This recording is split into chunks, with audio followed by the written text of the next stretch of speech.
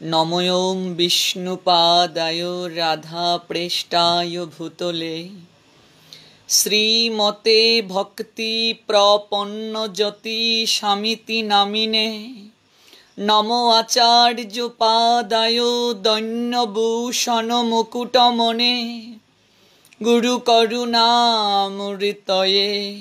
क्षमा धैर्य शिरोमणे वंदे वृंदावन गुरुकृष्णं कमललोचनं वल्लभी वल्लभां देवं श्रीराधालिंगित विग्रहं श्रीरूप श्री सनातन भट्ट रघुनाथ श्रीजीव गोपाल भट्ट दास रघुनाथ এই ছয় গোসাইরি করি চরণ বন্দন যাহা হতে বিঘ্ন নাশ অবিষ্ট পূরণ। এই ছয় গোসাইরি করি চরণ বন্দন যাহা হতে মিলে ভাই কৃষ্ণ প্রেম ধন। জয় জয় শ্রী কৃষ্ণ চৈতন্য দয়াল প্রভু নিত্যানন্দ শ্রী অদ্বৈত গদাধর শ্রীবাসাদি গৌর ভক্তবৃন্দ। হরে কৃষ্ণ কৃষ্ণ কৃষ্ণ হরে হরে হরে রাম রাম রাম হরে হরে হরে কৃষ্ণ কৃষ্ণ কৃষ্ণ হরে হরে হরে রাম রাম রাম হরে হরে হরে কৃষ্ণ কৃষ্ণ কৃষ্ণ হরে হরে হরে রাম রাম রাম হরে হরে।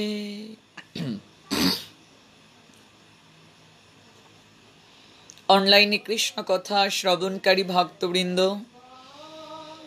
আপনাদের প্রত্যেকের রাতুল রাঙ্গাচরণে আমি অবাজন বৈষ্ণব জ্ঞানে দণ্ডবোধ প্রণাম নিবেদন করছি। বাঞ্ছা কল্প তরুভ্যাশ্চ কৃপা সিন্ধু বয়বচ পতিতানাং পাবনেভ্য বৈষ্ণবেভ্য নমো নমঃ। ভক্তবৃন্দ, যথারীতি লাইভে আসা হলো। গতকাল যে জায়গায় আমরা কথার বিশ্রাম টেনেছিলাম, আজ সেই জায়গা থেকে পুনরায় শ্রবণ করব। আমরা শ্রবণ করছিলাম কৃষ্ণ নাম মহামন্ত্রের এই তো স্বভাব, যে জপে তার কৃষ্ণ উপজয়ে হয় ভাব। মূল প্রসঙ্গে নিশ্চয়ই ফিরে যাব। আমি বিশ্বাস করি আপনারা যে যে জায়গায় আছেন, এই করোনা ভাইরাসের ক্রান্তি লগ্নেও আপনারা ভালো আছেন, সুস্থ আছেন।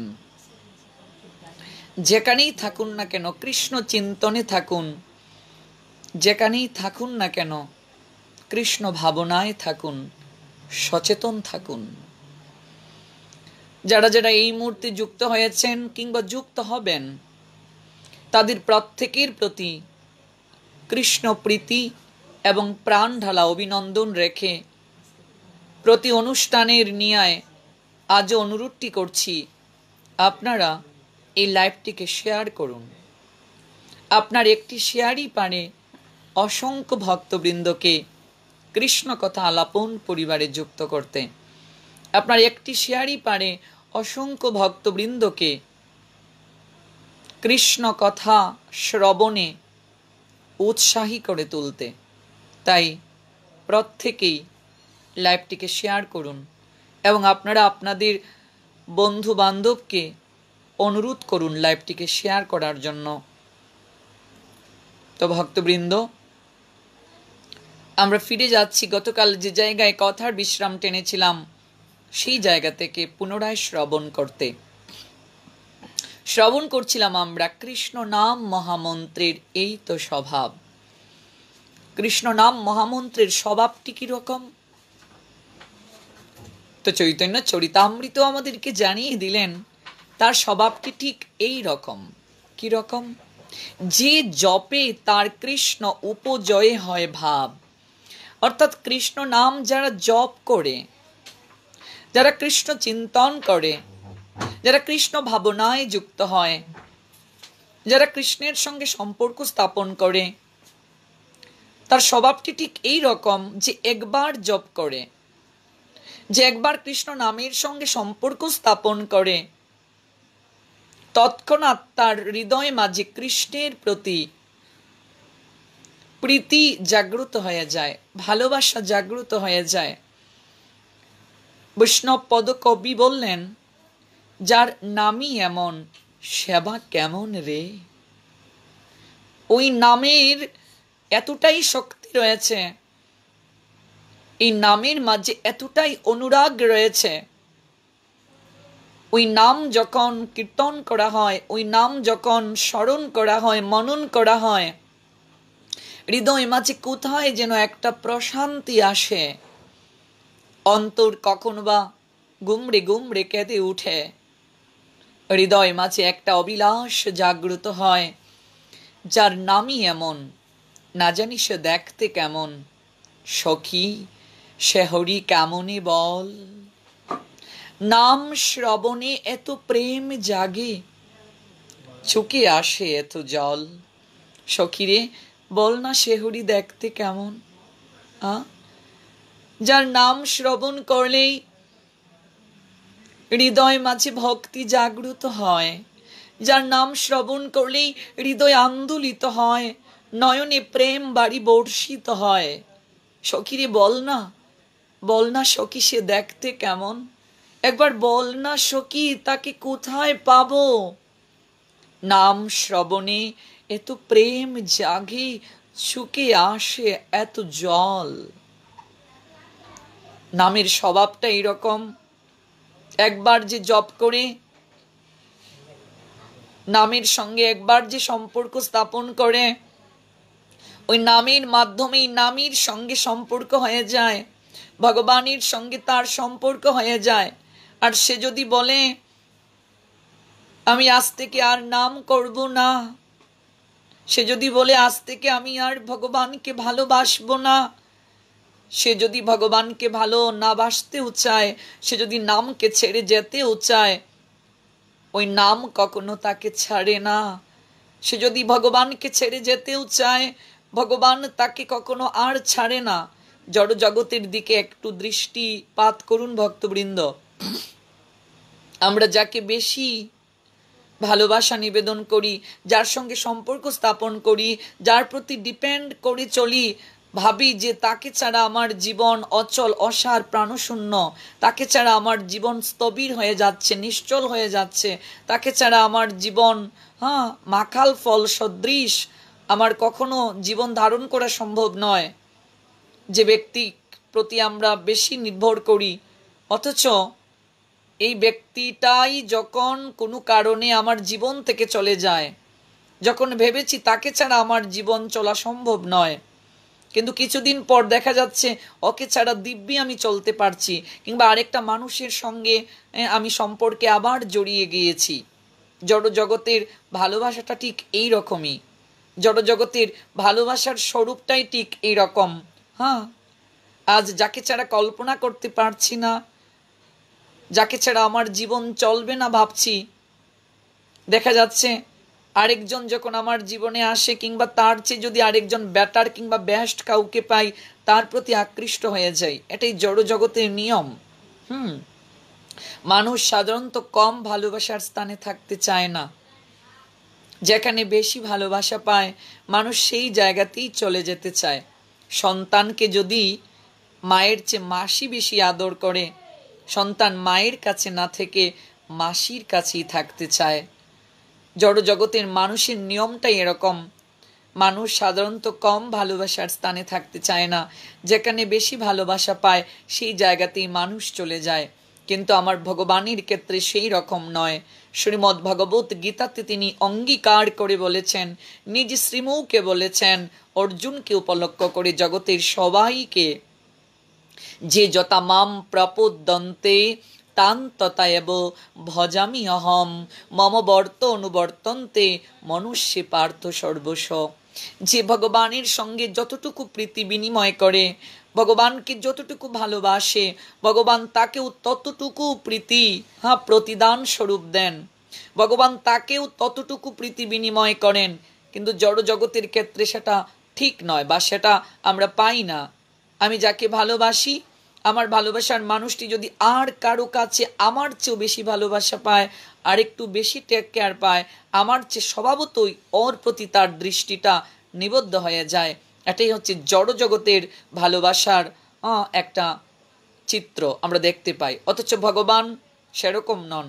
তার সঙ্গে যে যতটুকু প্রীতি বিনিময় করে, যতটুকু সে ভগবানকে ভালোবাসে, ভগবান তাকেও ততটুকু ভালোবাসা প্রতিদানে প্রদান করে থাকেন। একবার যদি কেউ তার সঙ্গে সম্পর্ক স্থাপন করে, একবার যদি কেউ তাকে ভালোবাসে, সে যদি বলে আজ থেকে আর ভগবানকে ভালোবাসবো না, আজ থেকে তার নাম আর গ্রহণ করব না, ভগবান বলছেন সে যদি আমাকে ছেড়ে যেতেও চায়, আমি তাকে যেতে দেই না, কারণ সে আমার সঙ্গে যুক্ত হয়ে গেছে। আমি তাকে ছেড়ে যেতে দেই না। শাস্ত্রে তার বহুবিধ দৃষ্টান্ত রয়েছে। আমরা দেখতে পাই নামাচার্য হরিদাস ঠাকুর, যিনি ব্রজলীলাতে ভগবান শ্রী গোবিন্দকে পরীক্ষা করতে গিয়ে ভগবানের চরণে অপরাধ করেছিলেন। তিনি পূর্বলীলায় ব্রহ্মা ছিলেন। ব্রহ্মা কৃষ্ণ ভগবান কিনা পরীক্ষা করতে চেয়েছিলেন। এখনো আমাদের সমাজে অসংখ্য মানুষ আমরা আছি, ভগবানকে আমরা এখন অনেকেই জানি না। সনাতন ধর্মের হিন্দু সমাজের কাউকে যদি বলা হয় ভগবানকে, তাহলে আমরা অনেকের কথা বলি। কলিযুগে তো ভগবানের ট্রাফিক জ্যাম লেগে গেছে, ভগবানের ফ্যাক্টরি খোলা হয়ে গেছে। অমুক ভগবান, তমুক ভগবান। অনেকে আবার গুরুদেবকেও ভগবান বানিয়ে ফেলেছে। ভগবান বানিয়ে গুরুদেবের চরণেও তুলসী দেওয়া শুরু করে দিয়েছে সপরিবারে। অনেকেই আসনে বসিয়ে আসল ভগবানকে বাদ দিয়ে তাদেরকেই পুজো করছে। তো ব্রহ্মা অপরাধ করেছিলেন ভগবানের চরণে, অপরাধটি করেছিলেন, লীলাটা করেছিলেন ভগবানের সঙ্গে, যেন আমরা কলিহত জীব যেন শিক্ষা গ্রহণ করতে পারি, আমাদের যেন হৃদয় মাঝে এরকম সংকুচতা না আসে, আমাদের যেন দ্বিধা না আসে। ব্রহ্মা মনে মনে বলছেন, তুমি কেমন ভগবান? আরে কৃষ্ণই যদি স্বয়ং ভগবান হবে, তিনি যদি পরমেশ্বর হবে, তিনি কেন মাঠে গরু চড়াবে? ভগবান কেন মাঠে গরু চড়াবে? ভগবান কেন সখাদের কাঁধে চড়বে? কারণ সখ্য প্রেমের পরাকাষ্ঠা ওই সখাগণ শ্রীদাম সুদাম মধুমঙ্গল ওরা কাষ্ঠ থেকে ফল তুলে এনে প্রথমে পরখ করত কোন ফলটা মিষ্ট, কোন ফলটা টক। ওই মিষ্ট ফলটা ওরা নিজে কিছুটা খেয়ে উচ্ছিষ্ট গোবিন্দের মুখে তুলে দিত। কতটা ভালোবাসা, কতটা সখ্যতার পরাকাষ্ঠা রূপ। ওরা মনে মনে ভাবতো, আহারে ফলে বিষ আছে কিনা একটু পরখ করে নেই, যদি বিষ থাকে সেই বিষ খেয়ে আমরাই মরব, আমাদের কানাইকে মরতে দেব না। ওরে কানাই যদি মরে যায়, আমাদের সখা যদি মরে যায়, আমরা কার কাঁধে চড়ব রে? কে আমাদেরকে কাঁধে চড়ে ওই মধুর ব্রজধাম ব্রজবন আমাদের ঘুরে বেড়াবে? আমরাই মরি, কিন্তু আমাদের কানাইকে তো মরতে দিতে পারি না। কতটা তাদের ভালোবাসা ছিল। ব্রহ্মা এহেন দৃশ্য অবলোকন করে মনে মনে ভাবছেন, আরে তুমি যদি স্বয়ং ভগবান হবে, তুমি কেন সখাদের উচ্ছিষ্ট খাবে? তুমি কেন সখাদের কাঁধে চড়ে তুমি ওই ব্রজবন ঘুরে বেড়াবে? আর তুমি যদি স্বয়ং ভগবান হবে, তুমি মায়ের যষ্টি দেখে, হাতে একটা লাঠি দেখে থরথর করে কেন তুমি কম্পিত হবে? তাই তুমি স্বয়ং ভগবান কিনা তোমাকে একটু পরীক্ষা করে দেখা প্রয়োজন। কি করে পরীক্ষা করব তোমাকে? তোমার ওই নবলক্ষ ধেনুকে আমি হরণ করব, আর ওই তোমার সখাদেরকে আমি হরণ করব। হরণ করে নিয়ে পাহাড়ের একটা গুহায় আটকে রাখবো। তুমি যদি স্বয়ং ভগবান হও, তুমি নিশ্চয়ই আমার সেই চালাকি বুঝতে পারবে। তুমি নিশ্চয়ই স্বয়ং ভগবান হলে তুমি নিজেই সখাদের সৃষ্টি করতে পারবে, ওই গোবৎসগণকে সৃষ্টি করতে পারবে। একটু পরীক্ষা করে দেখি তুমি স্বয়ং ভগবান কিনা। তাই ব্রহ্মা কি করলেন? গোবিন্দের সমস্ত সখাদেরকে হরণ করে একটা পাহাড়ের গুহার মাঝে আটকে রেখে দিলেন। গোবৎসগণকে হরণ করে একটা পাহাড়ের গুহার মাঝে আটকে রেখে দিলেন। ভগবান সেই লীলাটাকে দর্শন করে মৃদু মৃদু হাসছেন আর মনে মনে বলছেন, ব্রহ্মা তুমি আমাকে পরীক্ষা করতে চাও না? তুমি আমাকে পরীক্ষা করতে চাও? ভগবান স্বয়ং নিজেই সখাদেরকে সৃষ্টি করে দিলেন, গোবৎস সৃষ্টি করলেন, আর স্বয়ং নিজে আরেকটি ব্রহ্মা সৃষ্টি করে ব্রহ্মলোকে পাঠিয়ে দিলেন, যেখানে ব্রহ্মার আসন, সেই আসনে বসানোর জন্য নিজে একটা ব্রহ্মাকে সৃষ্টি করে পাঠিয়ে দিলেন। আসল ব্রহ্মা সেটা বুঝতেই পারলেন না, উপলব্ধি করতে পারলেন না। শুধু ব্রহ্মাকে দেখানোর জন্য নয়, বৃন্দাবনের প্রত্যেক ব্রজ গোপীদের হৃদয়ের ইচ্ছেকে পূরণ করার জন্য, বৃন্দাবনের প্রতিটা মায়ের ইচ্ছাকে পূরণ করার জন্য ভগবান এই লীলাটা করেছিলেন।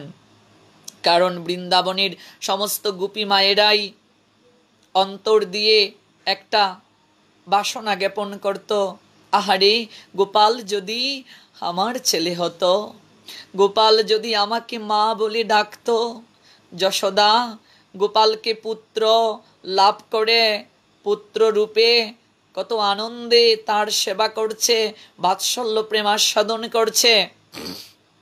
গোপাল যদি আমাদের সন্তান হতো, আমাদেরকে যদি গোপাল মা বলে ডাকতো, আমরাও তো তাকে সেবা করতে পারতাম, আমরাও তো তাকে বাৎসল্য প্রেম আস্বাদন করাতে পারতাম। গোপাল যদি আমার ছেলে হতো, প্রতিটা মাই ভাবতো গোপাল যদি আমাকে মা বলে ডাকতো। প্রত্যেকের মাঝে এই বাসনাটা ছিল। তাই গোবিন্দ আমার প্রত্যেকের হৃদয়ের ইচ্ছেটাকে পূরণ করার জন্য, বৃন্দাবনের সমস্ত মায়ের ইচ্ছেকে পূরণ করার জন্য আজ নিজেই সখা হয়ে গেলেন। আজ গৃহে যারা ফিরে গেল, শ্রীদাম, সুদাম, সুবল, সুমন, মধুমঙ্গল, ওরা কেউ নয়, স্বয়ং কৃষ্ণ। কৃষ্ণই শ্রীদাম হয়ে গেলেন, কৃষ্ণই সুদাম হয়ে গেলেন, কৃষ্ণই সুবল হয়ে গেলেন, প্রত্যেকেই কৃষ্ণ। বৃন্দাবনের মায়েদের ইচ্ছেকে পূরণ করার জন্য, ওই ব্রজ গোপিকা মায়েদের ইচ্ছে পূরণ করার জন্য, তাদের আর্তনাদকে পূর্ণতার স্তরে নিয়ে যাওয়ার জন্য ভগবান নিজেই সখাদেরকে সৃষ্টি করলেন। আজ যারা ঘরে ফিরে গেল সবাই কৃষ্ণ।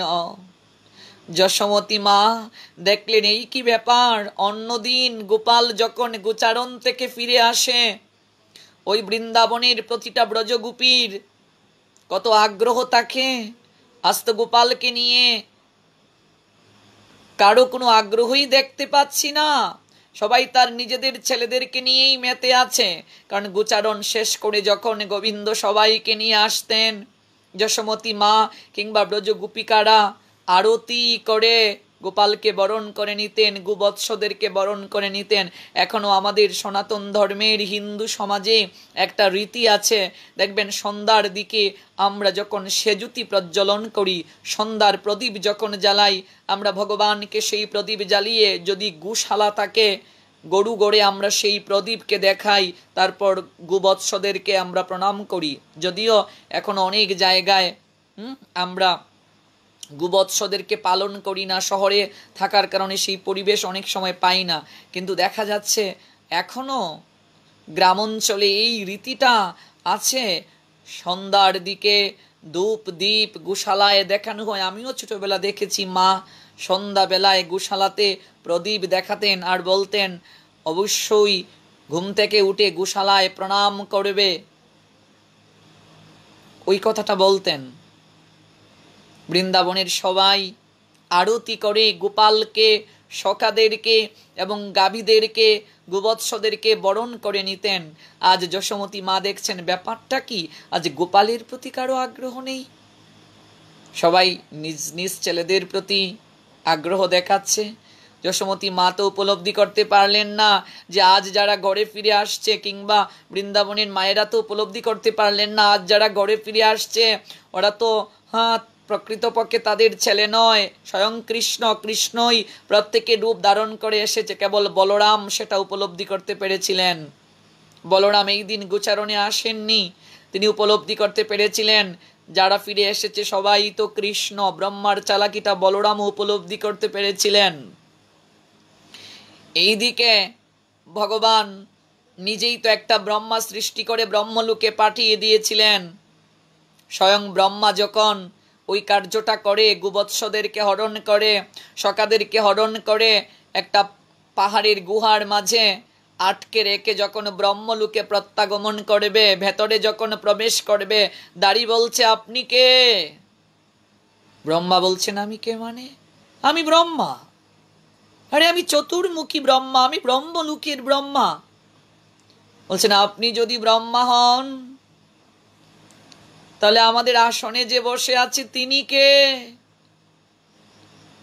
আমি তো জানতাম আমি একাই ব্রহ্মা, আরেকজন ব্রহ্মা কোত্থেকে আসলো? আমি তো জানতাম আমি একাই ব্রহ্মা, আরেকজন ব্রহ্মা কোত্থেকে আসলো? বলছে আমাদের ব্রহ্মা তো আসন অলঙ্কৃত করে উপবেশন করে আছেন, আপনি আবার কোত্থেকে আসলেন? স্বয়ং ব্রহ্মা অবাক হয়ে গেলেন। আরে দাড়ি, তুমি তো আমার দাড়ি, তুমি তো দ্বার রক্ষক, তুমি আমাকে চিনতে পারছো না? আমি ব্রহ্মা, আমি চতুর্মুখী ব্রহ্মা, আমি ব্রহ্মলোকের ব্রহ্মা, তুমি আমার দাড়ি, আমাকে তুমি চিনতে পারছো না? আপনাকে কি করে চিনব? আরে আমাদের ব্রহ্মা তো কিছুক্ষণ আগেই প্রবেশ করলেন, সিংহাসনে তিনি বসে আছেন, আপনি একটু অপেক্ষা করুন। আমি একটু জিজ্ঞেস করে আসি যিনি আসনে উপবেশন করে আছেন তিনি আপনায় চিনতে পারেন কিনা, আমি একটু জিজ্ঞেস করে আসি। ভগবান যে ব্রহ্মাকে পাঠিয়েছিলেন, যে ব্রহ্মা সিংহাসন আলোকিত করে উপবেশন করে আছেন, ভগবান যে ব্রহ্মাকে পাঠিয়েছেন তার নিকটে গিয়ে দাঁড়ি বলছেন একজন ফটকের পাশে দাঁড়িয়ে আছেন, তিনি বলছেন তিনি নাকি ব্রহ্মলোকের ব্রহ্মা, ঠিক আপনার মতোই চেহারা, আমি কি তাকে ভেতরে নিয়ে আসব? আপনি কি তাকে চিনেন? ভগবানের নির্দেশে যে ব্রহ্মা এসেছেন তিনি বললেন না, আমি তো তাকে চিনি না, আমি তো ব্রহ্মলোকের ব্রহ্মা, উনি কোত্থেকে এসেছেন? হয়তো কেহ আমার রূপ ধারণ করে এসেছেন, তাকে ভেতরে প্রবেশ করতে দেওয়া হবে না। দাঁড়িয়ে গিয়ে বললেন আমি জিজ্ঞেস করেছিলাম আমাদের ব্রহ্মাকে, যিনি সিংহাসন আলোকিত করে বসে আছেন, তিনি তো আপনাকে চিনতে পারলেন না। আপনি কে? আপনি আমাদের ব্রহ্মার রূপ ধারণ করে এসেছেন, আপনি কি এই জায়গা থেকে যাবেন? কাঁদতে কাঁদতে নয়ন জলে ভেসে গেল মূল ব্রহ্মার। অবাক হয়ে গেলেন তিনি। আমি কেন গোবিন্দকে পরীক্ষা করতে গেলাম? আমি স্বয়ং ভগবানকে পরীক্ষা করতে গিয়ে আমি স্বয়ং ভগবানকে পরীক্ষা করতে গিয়ে আমি নিজেই আমার ব্রহ্মলোকের আসনকে হারালাম। আমি নিজেই আমার আসনকে হারিয়ে তার চরণে অপরাধ করে ফেললাম। ব্রহ্মা মনের কষ্টে দুঃখে ভগবানকে স্মরণ মনন করলেন, প্রভু তুমি কৃপা করে আমায় দর্শন প্রদান করো, প্রভু কৃপা করে তুমি আমাকে ক্ষমা করে দাও, আমি তোমাকে চিনতে পারিনি, আমার ভুল হয়ে গেছে, আমি উপলব্ধি করতে পারিনি, আমাকে তুমি ক্ষমা করে দাও। জগৎ জীবীকে বুঝানোর জন্য ব্রহ্মা যে ভুলটি করেছিলেন, আমরা কলিযুগের অধিকাংশ মানুষেরা এই ভুলটা করছি। স্বয়ং ভগবানকে আমরা চিনতে পারছি না, ভগবানের ট্রাফিক জ্যাম লেগে গেছে, ভগবানের ফ্যাক্টরি খুলে বসে আছি আমরা। আসল ভগবানকে পরিত্যাগ করে নকল ভগবানের অভাব নেই কলিযুগে। কেউ কেউ গুরুকে ভগবান বানিয়ে ফেলে, কেউ কেউ সপরিবারে একেবারে বাবা ছেলে তারপর ছেলের ছেলে বংশ পরম্পরায় আসনে বসিয়ে আসল ভগবান যিনি কৃষ্ণ, তাকে সেই আসন থেকে তুলে নকল ভগবানকে বসিয়ে পুজো করা হচ্ছে, তার চরণে তুলসী পর্যন্ত দিচ্ছে। সত্যি সেটা দুঃখজনক। ব্রহ্মা যে ভুলটা করেছিলেন এবং ভুলটা করে মার্জনা চেয়েছিলেন ভগবানের চরণে, জগৎ জীব যেন এরকম ভুল আর কেউ না করে। কৃষ্ণই যে পরম ভগবান, কৃষ্ণই যে পরমেশ্বর ভগবান, তিনিই যে পূর্ণ ভগবান, এই উপলব্ধি যেন প্রত্যেকের হৃদয়ে আসে। এই জন্য স্বয়ং ব্রহ্মা একটা শ্লোক রচনা করলেন, যেটি ব্রহ্ম সংহিতাতে, ঈশ্বর পরম কৃষ্ণ সদচিদানন্দ বিগ্রহ অনাদির আদি গোবিন্দ সর্বকারণ কারণম। একটা শ্লোকে ভগবানের চরণে প্রার্থনা জ্ঞাপন করলেন, যারা ভুল করছে তাদের যেন ভুলটা ভেঙে যায়, যে কৃষ্ণই যে পূর্ণ ভগবান, কৃষ্ণই যে পরমেশ্বর ভগবান। ব্রহ্মা যে ভুলটা করেছেন, এরকম ভুল যেন আর কেউ না করে, এই জন্য এই শ্লোকটা রচনা করলেন ব্রহ্ম সংহিতাতে স্বয়ং ব্রহ্মা। ঈশ্বর পরম কৃষ্ণ সদচিদানন্দ বিগ্রহ অনাদির আদি গোবিন্দ সর্বকারণ কারণম। তো বলছেন ঈশ্বর পরম কৃষ্ণ সদচিদানন্দ বিগ্রহ অনাদির আদি গোবিন্দ সর্বকারণ কারণম। এই জগতের বুকে অনেক ভগবান থাকতে পারে, কিন্তু পরম ভগবান, পরমেশ্বর ভগবান, তিনি কেবল কৃষ্ণ। তিনি পরমেশ্বর, ঈশ্বরেরও ঈশ্বর, তিনি ভগবানেরও ভগবান, পরম ভগবান, পরমেশ্বর ভগবান। সেই ভাবনাটা যেন প্রত্যেকে লাভ করতে পারে, ওই শ্লোকে ভগবানের চরণে প্রার্থনা জ্ঞাপন করছেন ব্রহ্মা, অজুর দ্বারায় ক্রন্দন করছেন, আমি যে ভুলটা করেছি, ওই ভুলটা যেন আর কেউ না করে, কৃপা করে তুমি আমায় দর্শন প্রদান করো, আমাকে ক্ষমা করে দাও প্রভু। তুমি যে পরম ভগবান, তুমি বৃহৎ ভগবান, তুমি প্রেমের কাছে, ভক্তির কাছে যে কতটা ক্ষুদ্র হয়ে যাও, কতটা ছোট হয়ে যাও, তুমি সক্য প্রেমে বাধা পড়ে ভক্তের দেওয়া উচ্ছিষ্ট পর্যন্ত গ্রহণ করতে পারো। সকারা তোমাকে উচ্ছিষ্ট মুখে তুলে দেয়, এটাও তুমি আনন্দে গ্রহণ করতে পারো।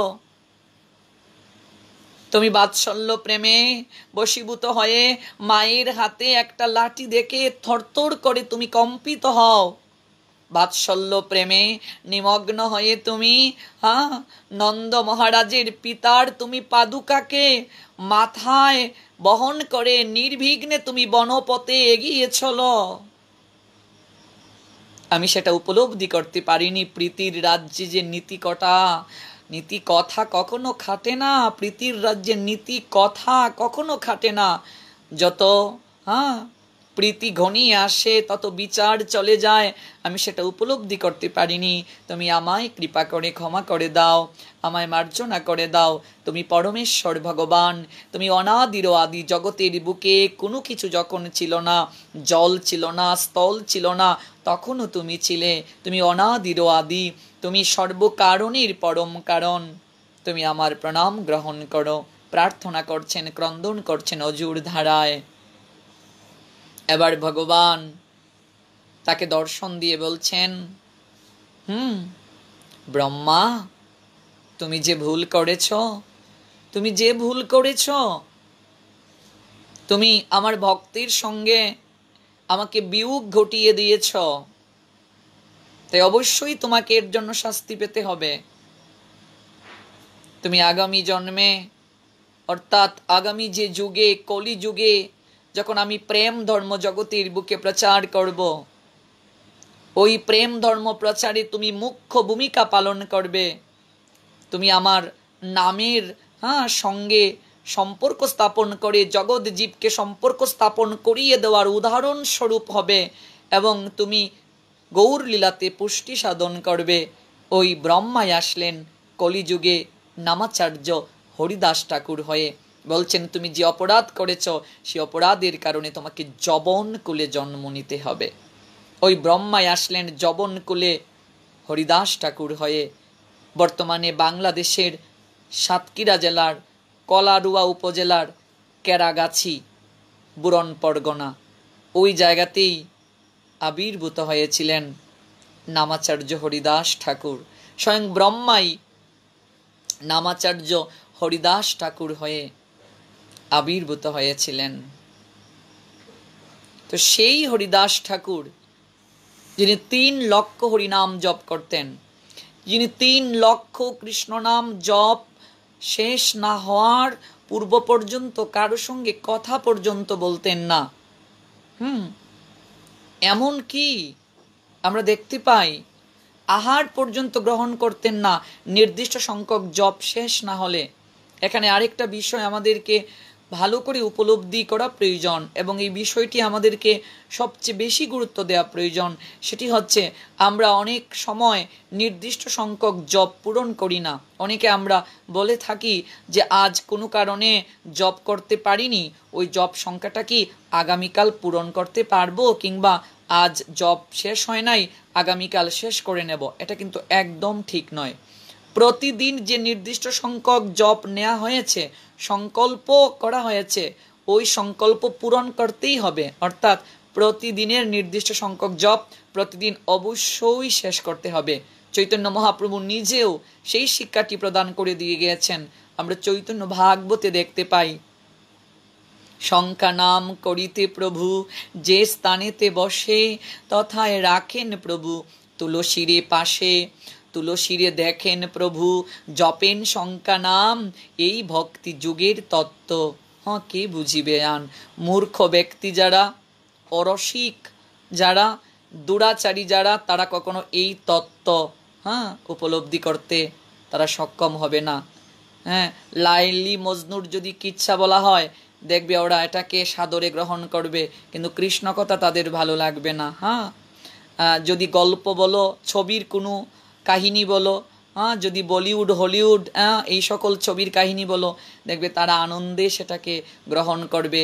যদি রাজনৈতিক আলাপ বলো, ওরা ভালো করে সেটাকে শুনবে।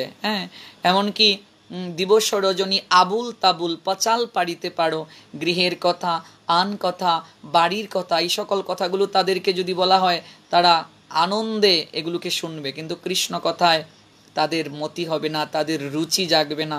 বুঝতে হবে ওরা অসুর প্রকৃতির, বহু জন্মের অপসংস্কার তারা নিয়ে এসেছে, বহু জন্মের ক্লেশ কালিমা হৃদয় মাঝে নিয়ে এসেছে, যার কারণে কৃষ্ণ কথা শ্রবণে তাদের মতি নেই, কৃষ্ণ কথা শ্রবণে তাদের আগ্রহ নেই, তাদের মাঝে কৃষ্ণ কথা শ্রবণের প্রতি ভালোবাসা, ওই ভালোবাসাটা আমরা দেখতে পাই না। কারণ কি? তারা অসুর প্রকৃতির, বহু জন্মের আসরিক ভাব নিয়ে এসেছে বলেই সাধুকে সম্মান করতে জানে না, ভক্ত বৈষ্ণবের প্রতি খারাপ ভাব পোষণ করে। মনে রাখতে হবে কথাবার্তার মাঝেই কিন্তু কোন পরিবার থেকে উঠে আসা, কোন ব্যবহারে বড় হওয়া এবং কোন রক্ত আমাদের শরীরে, সেটাও কিন্তু উপলব্ধি করা যায় কেবলমাত্র কথাবার্তার মাঝে, আচরণের মাঝে। এই জন্য শাস্ত্র স্পষ্ট করে জানিয়ে দিয়েছে, বুঝিবে রসিক জন, না বুঝিবে মূঢ়। মূর্খ ব্যক্তি যারা, তারা কখনো ভগবানের কথা ভালোবাসবে না। সাধু ভক্ত বৈষ্ণবকে তারা কখনো সম্মান করবে না। তার কারণ কি? তার একটাই কারণ, বুঝতে হবে সে অসুর, আসুরিক ভাব তার মাঝে আছে। আর আসুরিক ভাব যার মাঝে প্রবল, তার কখনো কৃষ্ণ কথায় রুচি জাগবে না, ভালোবাসা জাগবে না। তাই ওই সমস্ত অসুরদের দিকে আমাদের দৃষ্টি নিক্ষেপ করা উচিত নয়। এই সমস্ত আসরিক সম্পন্ন লোকদেরকে স্বয়ং ভগবানই সাইজ করবেন, তাদের প্রতি আমাদের দৃষ্টি নিক্ষেপ করার কোনো আবশ্যকতা নেই। বুঝিবে রসিক জন, না বুঝিবে মূঢ়। রসিক ব্যক্তিরাই কেবল এই তত্ত্বগুলো উপলব্ধি করতে পারবে, ওই ভাবনায় তারা ভাবিত হতে পারবে, আর কারো পক্ষে সেটা সম্ভব নয়। নির্দিষ্ট সংখ্যক যে কৃষ্ণ নাম, যে হরিনাম আমাদেরকে বলার কথা, করার কথা গুরুদেব আদেশ করেছেন, এটা প্রতিদিন আমাদেরকে জপ করতেই হবে, কোনো কারণেও সেটা বাদ দেওয়া যাবে না। মনে রাখতে হবে কৃষ্ণ নাম, কৃষ্ণ কথা, এগুলো আত্মার খাবার। আমরা দুদিন যদি দেহটাকে খাবার না দিই, আমাদের দেহটা কি হয়? ক্লান্ত হয়ে যায়, তাই তো? গতকাল অনেকে একাদশী রেখে ক্লান্ত, ক্লান্ত হয়ে গিয়েছে। তো একবার ভেবে দেখুন, দেহের ভেতর তো আরেকটা দেহ আছে, চিন্ময় দেহ, আত্মা। আত্মারও একটা খাবার আছে, কৃষ্ণ নাম, কৃষ্ণ কথা, এটা আত্মার খাবার। তো একবার ভেবে দেখুন সেটা কি। সেই ভাবনাটা হচ্ছে, আমরা যদি নির্দিষ্ট সংখ্যক জপ না করি, আমরা যেহেতু গুরুদেবের কাছে অঙ্গীকারবদ্ধ হয়েছি নির্দিষ্ট সংখ্যক আমরা জপ করব, তাই আমরা যদি নির্দিষ্ট সংখ্যক জপ না করি, তাহলে গুরুদেবের কাছে যে আমরা প্রতিজ্ঞা করেছি সেই প্রতিজ্ঞা আমরা ভঙ্গ করছি, এক কথা। আর দ্বিতীয় কথা হচ্ছে, এটা আত্মার খাবার, আত্মার খাবার তো প্রতিদিনই দিতে হবে না। এমন কিছু করা যাবে যে দুদিনের খাবার আমি একদিনে খেয়ে নেব, কিংবা 3 দিন উপবাস থাকবো, তারপর 5 দিনের খাবার আমি একেবারে খেয়ে নেব, তারপর আবার 5 দিন উপবাস থাকবো, এরকম তো হয় না। কাজেই প্রতিদিনের আত্মার খাবার প্রতিদিন দিতে হবে, প্রতিদিনই আমাদের কৃষ্ণ নাম করতে হবে, এটা আত্মার খাবার, করতেই হবে এটা আমাদেরকে। নামাচার্য হরিদাস ঠাকুর আমাদেরকে শিক্ষা দিয়েছেন, নির্দিষ্ট সংখ্যক জপ, নির্দিষ্ট সংখ্যক জপ আমাদের শেষ করতেই হবে, কোনো কারণেও সেটাকে অপূর্ণ রাখা যাবে না, এটা একটা তাগিদ থাকতে হবে। এই জন্যই তো গুরুদেব জপমালা আমাদেরকে দিয়েছেন, যে এটা একটা তাগিদ, একটা তাগিদ রাখতে হবে যে আমার এখনো জপ করা হয়নি। এটা অভ্যাস হচ্ছে আমাদেরকে, নির্দিষ্ট সংখ্যক জপ আমাদেরকে শেষ করতে হবে। হরিদাস ঠাকুর 3 লক্ষ হরিনাম জপ শেষ করার পূর্ব পর্যন্ত কারো সঙ্গে তিনি কথা পর্যন্ত বলতেন না। আমরা দেখতে পাই লক্ষ হীরা যখন হরিদাস ঠাকুরকে উনি টলাতে এসেছিলেন, ধ্যানকে ভঙ্গ করতে এসেছিলেন, আমরা দেখতে পাই জপ সংখ্যা পূর্ণ হবার পূর্বে তিনি কথাই বলেননি। 3 রাত্রি যখন বসে রয়েছিল এবং নানান অঙ্গভঙ্গি করেছিল, নাচ গান করেছিল, জপ সংখ্যা পূর্ণ হবার পর 3 রাত বসিয়ে রাখার পর নামাচার্য হরিদাস ঠাকুর বলেছিলেন, মা আমি তোমাকে 3 রাত বসিয়ে রেখেছি মাতা, আমার জপ সংখ্যা পূর্ণ হয়নি বলে আমি তোমার সঙ্গে কথা বলিনি, আমার জপ সংখ্যা পূর্ণ হয়েছে মা, এবার বলো তুমি কি চাও, তোমার ইচ্ছেটা কি, আমি অবশ্যই তোমার ইচ্ছেটা পূর্ণ করব, এবার বলো তুমি কি চাও। অবাক হয়ে গিয়েছিলেন লক্ষ্যহীরা, এসেছিলেন সাধুকে কামভাবে লিপ্ত করতে, তার ধ্যানকে ভাঙ্গাতে। অথচ সেই সাধুই যখন একটা বার বনিতাকে, একটা দেহ ব্যবসায়ীকে যখন মা বলে সম্বোধন করলেন, তখন কতটা হৃদয় মাঝে তার পরিবর্তন আসলো, আঘাত আসলো। অবাক হয়ে গিয়েছিলেন তিনি যে আমি একটা বার বনিতা, আমি একটা বেশ্যা, এরকম মধুর সুরে কেউ তো আমাকে কখনো মা বলে ডাকেনি, এরকম মধুর সুরে কখনো আমাকে মা বলে ডাকেনি। কি ডাকলে, আরেকবার বলো। হরিদাস বলেছিলেন, মা আমি তোমাকে 3 রাত বসিয়ে রেখেছি, আমার জপ সংখ্যা পূর্ণ না হলে আমি যে কারো সঙ্গে কথা বলি না মা, আমার জপ সংখ্যা পূর্ণ হয়েছে, বলো তুমি কি চাও। ঝরঝর করে চোখ বেয়ে অশ্রু ঝরে পড়েছিল লক্ষ্যহীরার, চরণে জড়িয়ে ধরে বলেছিলেন, ঠাকুর সে কথা মুখে বলাও পাপ, আমি এতদিন যে মানসিকতায় তোমার কাছে এসেছিলাম, আমি আমার ভুলটা উপলব্ধি করতে পেরেছি, আমাকে ক্ষমা করে দাও ঠাকুর, আমি এসেছি আজ তোমার চরণে শরণ নিতে। আমি উপলব্ধি করলাম সারাটা জীবন কত নাচ গান করেছি, কতজনের নেশাকে জমিয়ে দেওয়ার জন্য গ্লাসের মাঝে সুরা ঢেলে দিয়েছি, সারা জীবন নাচ গান করেও এতটুকু আনন্দ পাইনি। 3 রাত তোমার নিকটে বসে হরি কথা হরি নাম শ্রবণে আমার মাঝে যে নিত্য আনন্দ হয়েছে, আমাকে পথ দেখিয়ে দাও ঠাকুর, আমি যে মহাপাপী ঠাকুর, আমাকে পথ দেখিয়ে দাও, আমি পরিশুদ্ধ হতে চাই, আমি কি পারবো আমার এই পাপকে স্খলন করিয়ে, আমি কি পারবো। আমি পরিশুদ্ধতার সোপানে যেতে। রামচন্দ্রকা লক্ষ্যহীরাকে পাঠিয়েছিলেন হরিদাস ঠাকুরের ধ্যানকে ভাঙানোর জন্য। কেন পাঠিয়েছিলেন? কারণ কয়েকজন প্রজা গিয়ে যখন রামচন্দ্রকাকে বলেছিলেন, বাবুজি আপনি এখানকার জমিদার, এক সামান্য ন্যাংটিদারি সাধু বসে বসে হরিনাম করে, কৃষ্ণ নাম করে, আপনার কাছে কজন লোক আসে, কজন আপনাকে ভালোবাসে? ওই ন্যাংটিদারি সাধুর নিকটে অসংখ্য মানুষ ভিড় জমাচ্ছে, অগণিত মানুষ ভিড় জমাচ্ছে, তাতে কি আপনার সম্মান কমছে না? রামচন্দ্রকা জ্বলে উঠলেন, কি বলছো তোমরা?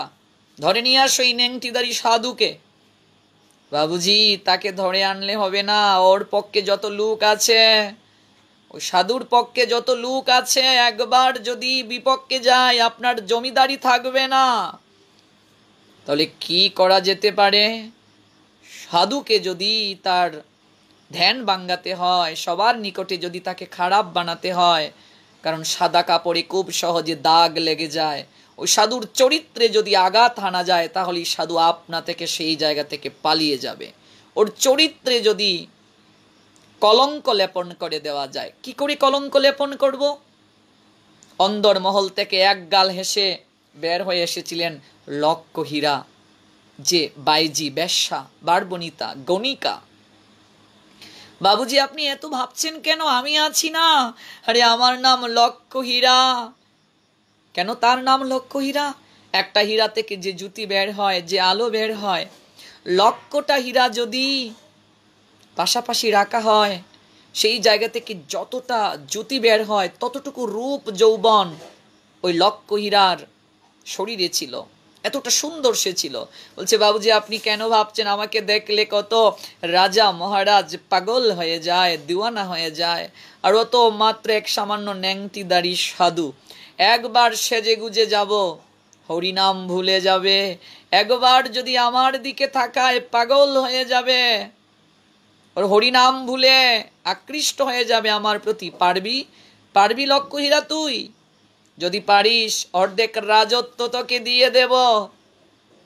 নিশ্চয়ই পারবো, তবে দিনে নয়, রাত্রেবেলা যাব। রাত্রেবেলা যাব। অত্যন্ত সাজগুজে নিজেকে সাজিয়ে তুললেন, কোমরে বিছা, চরণে ঘুঘুর বাঁধলেন, শরীরটাকে হেলিয়ে দুলিয়ে ওই রাত্রিবেলা হরিদাস ঠাকুরের ভজন কুটিরের দিকে ছুটছিলেন।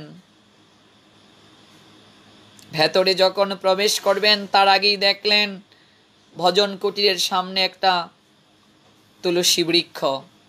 কারণ সনাতন ধর্মের হিন্দু সমাজের প্রতিটা পরিবারে দেখবেন বাড়ির সম্মুখে তুলসী বৃক্ষ রাখা হয়।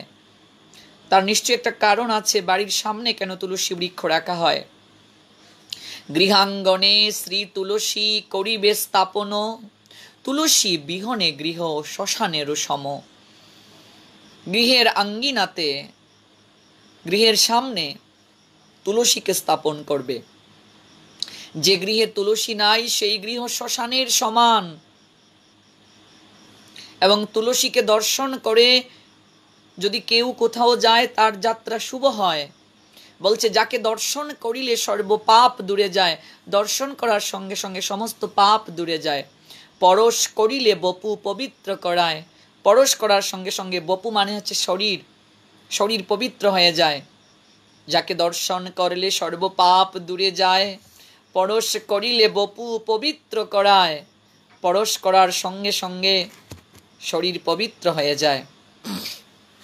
মানুষ তো তিনটি প্রক্রিয়ায় পাপ করে, একটা হচ্ছে কায়িক, একটা হচ্ছে বাচিক, আর একটা হচ্ছে মানসিক। দেহ দ্বারা আমরা যে পাপ করি, আমরা যদি তুলসীকে প্রতিদিন স্পর্শ করি এবং তুলসীকে যদি আমরা 4 বার পরিক্রমা করি, জানি কানি চ পাপানি ব্রহ্ম হত্যাদিকানি চ তানি তানি প্রণশ্যন্তি প্রদস্কিন পদে পদে, জানি কানি চ পাপানি ব্রহ্ম হত্যাদিকানি চ তানি তানি প্রণশ্যন্তি প্রদস্কিন পদে পদে। জেনে না জেনে যত পাপ করছি, এমনকি ব্রহ্ম হত্যার মতো যদি কোনো পাপ করে থাকি, ওই তুলসীকে পরিক্রমা করার সঙ্গে সঙ্গে ওই পাপ করার প্রবণতা আমাদের ধীরে ধীরে কমে যায়। এই জন্য প্রতিদিন আমাদের অবশ্যই তুলসীকে স্নান করানো প্রয়োজন, তাকে প্রণাম দেওয়া প্রয়োজন, পরিক্রমা করা প্রয়োজন। 4 বার পরিক্রমা করতে হয় তুলসীকে ডান দিক থেকে রেখে, এবং পরিক্রমা করতেই হবে আমাদের সবাইকে। পরিক্রমা করলে ওই দেহ দ্বারা সংগঠিত পাপ করার প্রবণতা কমে যায়।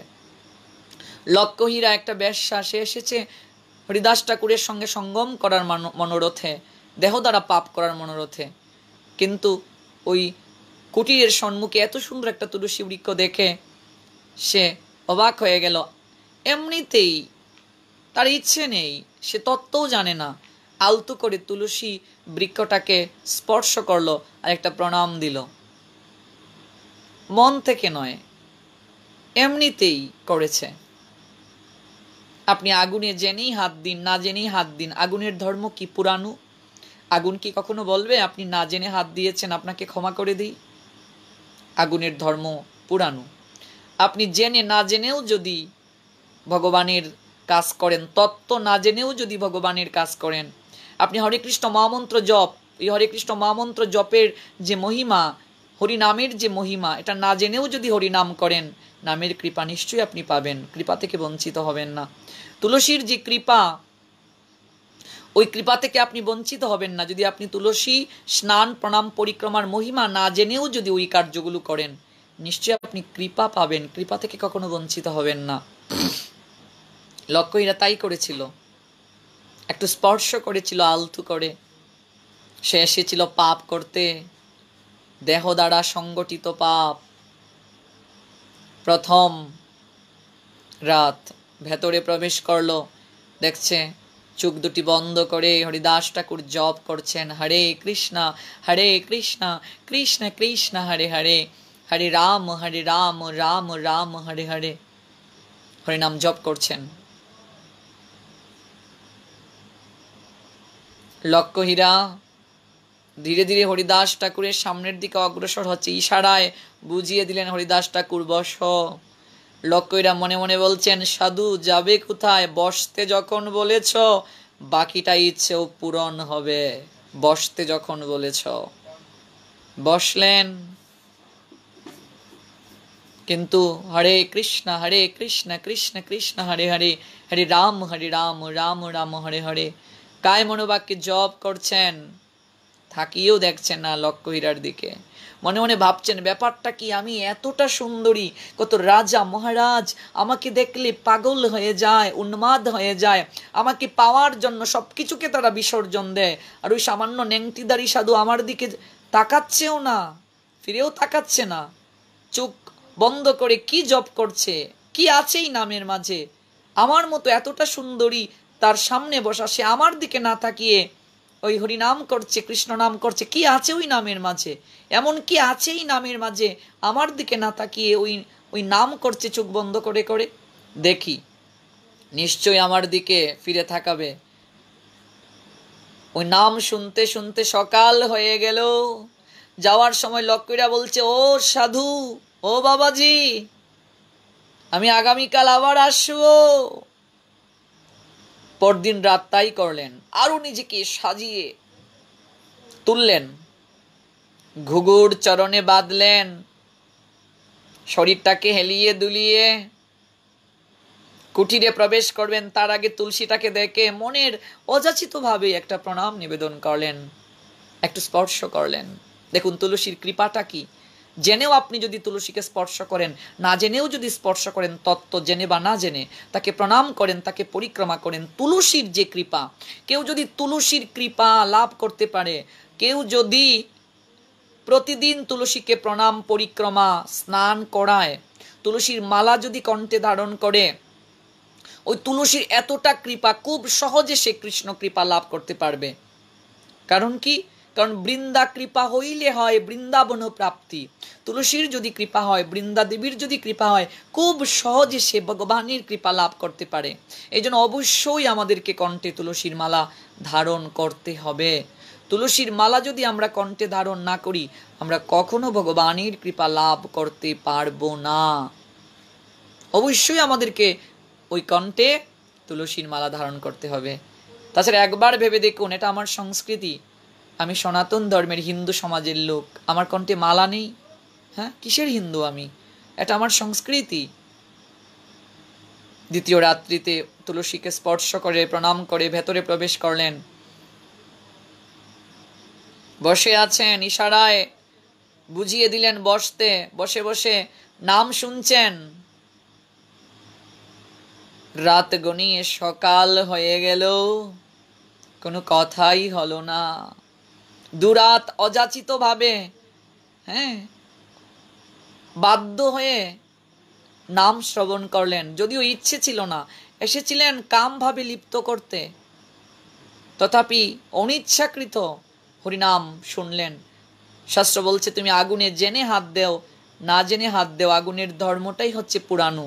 তেমনি ভাবে কেউ হরিনামের মাহাত্ম্য জেনেই জপ করুন আর না জেনেই জপ করুন, নামের কৃপা সে পাবে।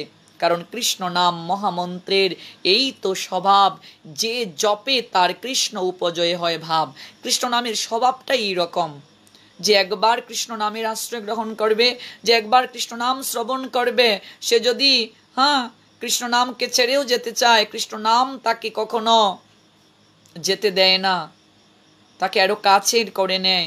দুরাত্রি হরিনাম শুনে লক্ষ্মীরা মনে মনে ভাবছেন ব্যাপারটা কি, আমি এতটা সুন্দরী, এত সেজে গুজে সাধুর নিকটে যাই, অথচ সে আমার দিকে চেয়েও থাকায় না।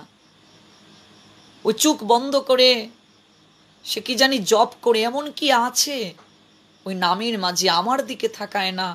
ওই নামটা করে বুঝেছি, আমি যে এত সাজগুজ করে যাই, ওই সাধুর হয়তো ভালো লাগে না, বাবাজির হয়তো ভালো লাগে না।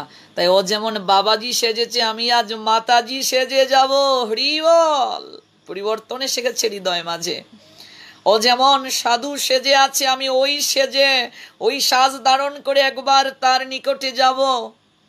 কতটা পরিবর্তন আসলো হৃদয় মাঝে। তাই এই দিন আর এত সাজগুজ করলেন না, একটা হালকা শাড়ি পরলেন, ঘুঘুর পা থেকে কুলে চরণে নুপুর নুপুর বাঁধলেন, হ্যাঁ, এবং সাধারণ বেশে একেবারে তৃতীয় রাত্রিতে হরিদাস ঠাকুরের কুঠিরে উপনীত হলেন। তার পূর্বে অবশ্যই তুলসীকে একটা প্রণাম দিলেন এবং একটু আলতো করে স্পর্শ করলেন, ইশারায় বুঝিয়ে দিলেন বসো, বসলেন। এবার লক্ষ্মীরা বলছেন, আরে তোমার গান তো প্রতি রাতেই শুনলাম, দুরাত বড়েই শুনলাম, তোমার তো একটাই গান, হরে কৃষ্ণ কৃষ্ণ কৃষ্ণ হরে হরে, হরে রাম রাম রাম হরে হরে। তুমি তো একটাই কেবল গান করো। আমার গান আজ তুমি শুনো, আমি গাইব, তুমি শুনবে। লক্ষ্মীরা নিজে গান গাইতে চাচ্ছেন, কিন্তু যতবারই চেষ্টা করছেন গান গাইতে, তার বদন দ্বারা ওই গান না এসে কৃষ্ণ নাম এসে যায়। হরে কৃষ্ণ কৃষ্ণ কৃষ্ণ হরে হরে, হরে রাম রাম রাম হরে হরে। যতবার নিজের গান গাইতে চান, সঙ্গে সঙ্গে কৃষ্ণ নাম এসে যায়। এই কি ব্যাপার, আমি তো কৃষ্ণ নাম গাইতে চাই না, আমি তো কৃষ্ণ নাম করতে চাই না, কে আমাকে করায়? আমি আমার গান গাইতে চাই, কৃষ্ণ নাম কেন আমার বদন দিয়ে আসে? শাস্ত্র জানিয়ে দিলেন, এটাই তো সাধু সঙ্গের মহিমা, এটাই তো সাধু সঙ্গের মহিমা। সাধু হচ্ছেন পরশ পাথরের ন্যায়। সাধু পরশ পাথর, যে যার সঙ্গ করে সে তার বর্ণ ধরে। আপনি যার সঙ্গ করবেন ধীরে ধীরে আপনি তার মতো হয়ে যাবেন। এটাই তো সাধুর মহিমা। সাধু পরশ পাথরের ন্যায়, যাকে স্পর্শ করে সঙ্গে সঙ্গে সেটা স্মরণে পরিণত হয়ে যায়। পরশ পাথর হচ্ছেন সাধু। আমি আমার গান গাইতে চাই, কিন্তু বাবাজির গান হরিনাম কেন এসে যায়? আমি তো কিছুই বুঝতে পারছি না। গান গাইতে পারি না বলে কি হয়েছে? নাচতে তো পারবো, নাচ দ্বারা তাকে ভুলাবো। অঙ্গভঙ্গি করতে শুরু করলেন, বিভিন্ন অঙ্গভঙ্গি করতে শুরু করলেন হরিদাস ঠাকুরকে ভুলানোর জন্য, তার ধ্যানকে ভাঙ্গানোর জন্য। হাত পা বাঁকাতে বাঁকাতে সকাল হয়ে গেল। বসে রইলেন ক্লান্ত হয়ে। ব্রাহ্ম মুহূর্তে স্নান কার্য সমাপন করে, আহ্নিক মন্ত্র জপ করে, তুলসী স্নান প্রণাম পরিক্রমা করে এসে দেখলেন সেই লক্ষ্মীরা বার বনিতা কুটিরে বসে আছে, চোখ বেয়ে তার ঝরঝর করে জল ঝরছে। হরিদাস ঠাকুর অত্যন্ত বিনয়ের সঙ্গে করজোড় করে কাছে এসে বলছে, মা, তোমাকে 3 রাত বসিয়ে রেখেছি মা। আমার যে জপ সংখ্যা পূর্ণ না হলে আমি কারো সঙ্গে কথা বলি না। আমার এবার জপ সংখ্যা পূর্ণ হয়েছে মা। তুমি বলো, বলো তুমি কি চাও, কেন তুমি আমার কাছে এসেছো? এত মধুর সুরে কেউ কোনোদিন লক্ষ্যহীরাকে ডাকেনি। ওই সুরের মাঝে এমন কি মধু মিশ্রিত রয়েছে। কৃষ্ণ যেমন সর্ব আকর্ষক, কৃষ্ণ ভক্তও তেমনি সর্ব আকর্ষক। একজন যথার্থ ভক্ত চিনব কি করে আমরা?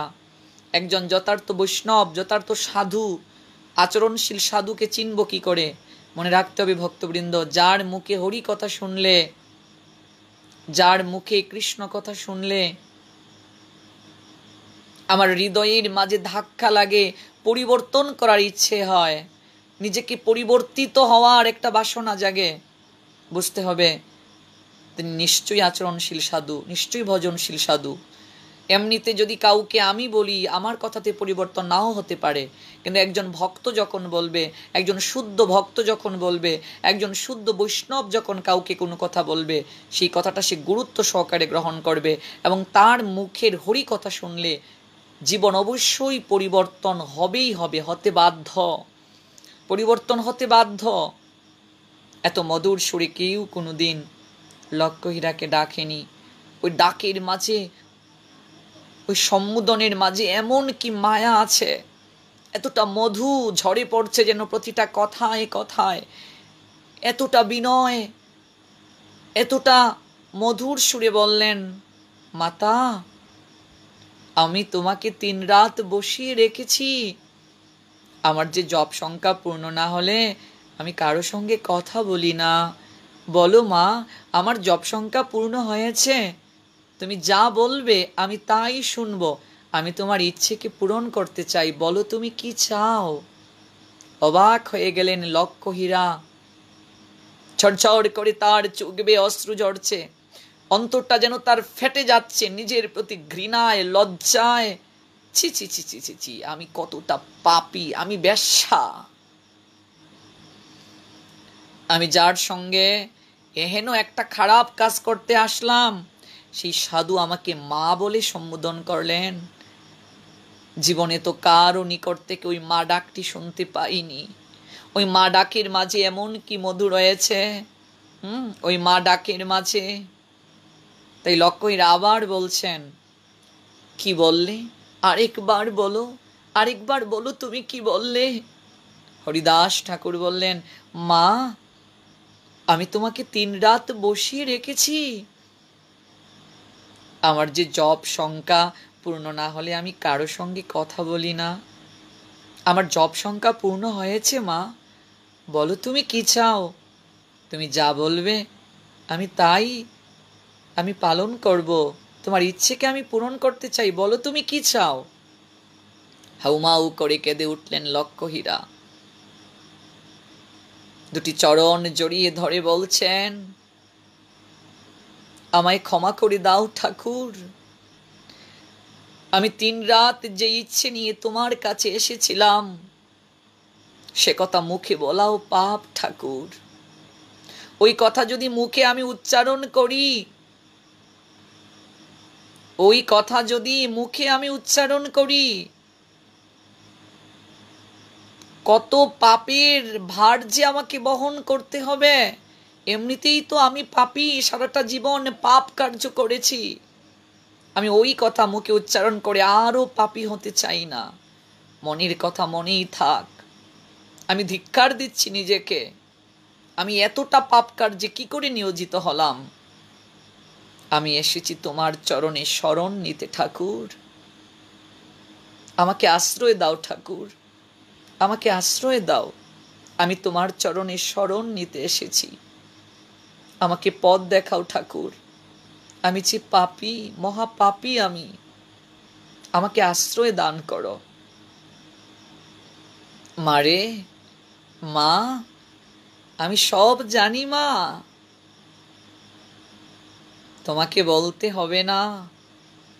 একটা কথা বলি তোমাকে মা, আজ তোমার দেহে যৌবন আছে, চরণে ঘুঘুর বেঁধে যখন তুমি নাচো, সবাই তোমার প্রতি আকৃষ্ট হয় মা। নেশাকে বাড়িয়ে দিতে গ্লাসের মাঝে সুরা ঢেলে দাও, কত মক্কেল, কত জন তোমার রূপে মুগ্ধ হয়ে তোমাকে উপঢৌকন দেয়, রাজা তোমাকে দামি দামি শাড়ি দেয়, গহনা দেয়, তোমাকে কত ভালোবাসে।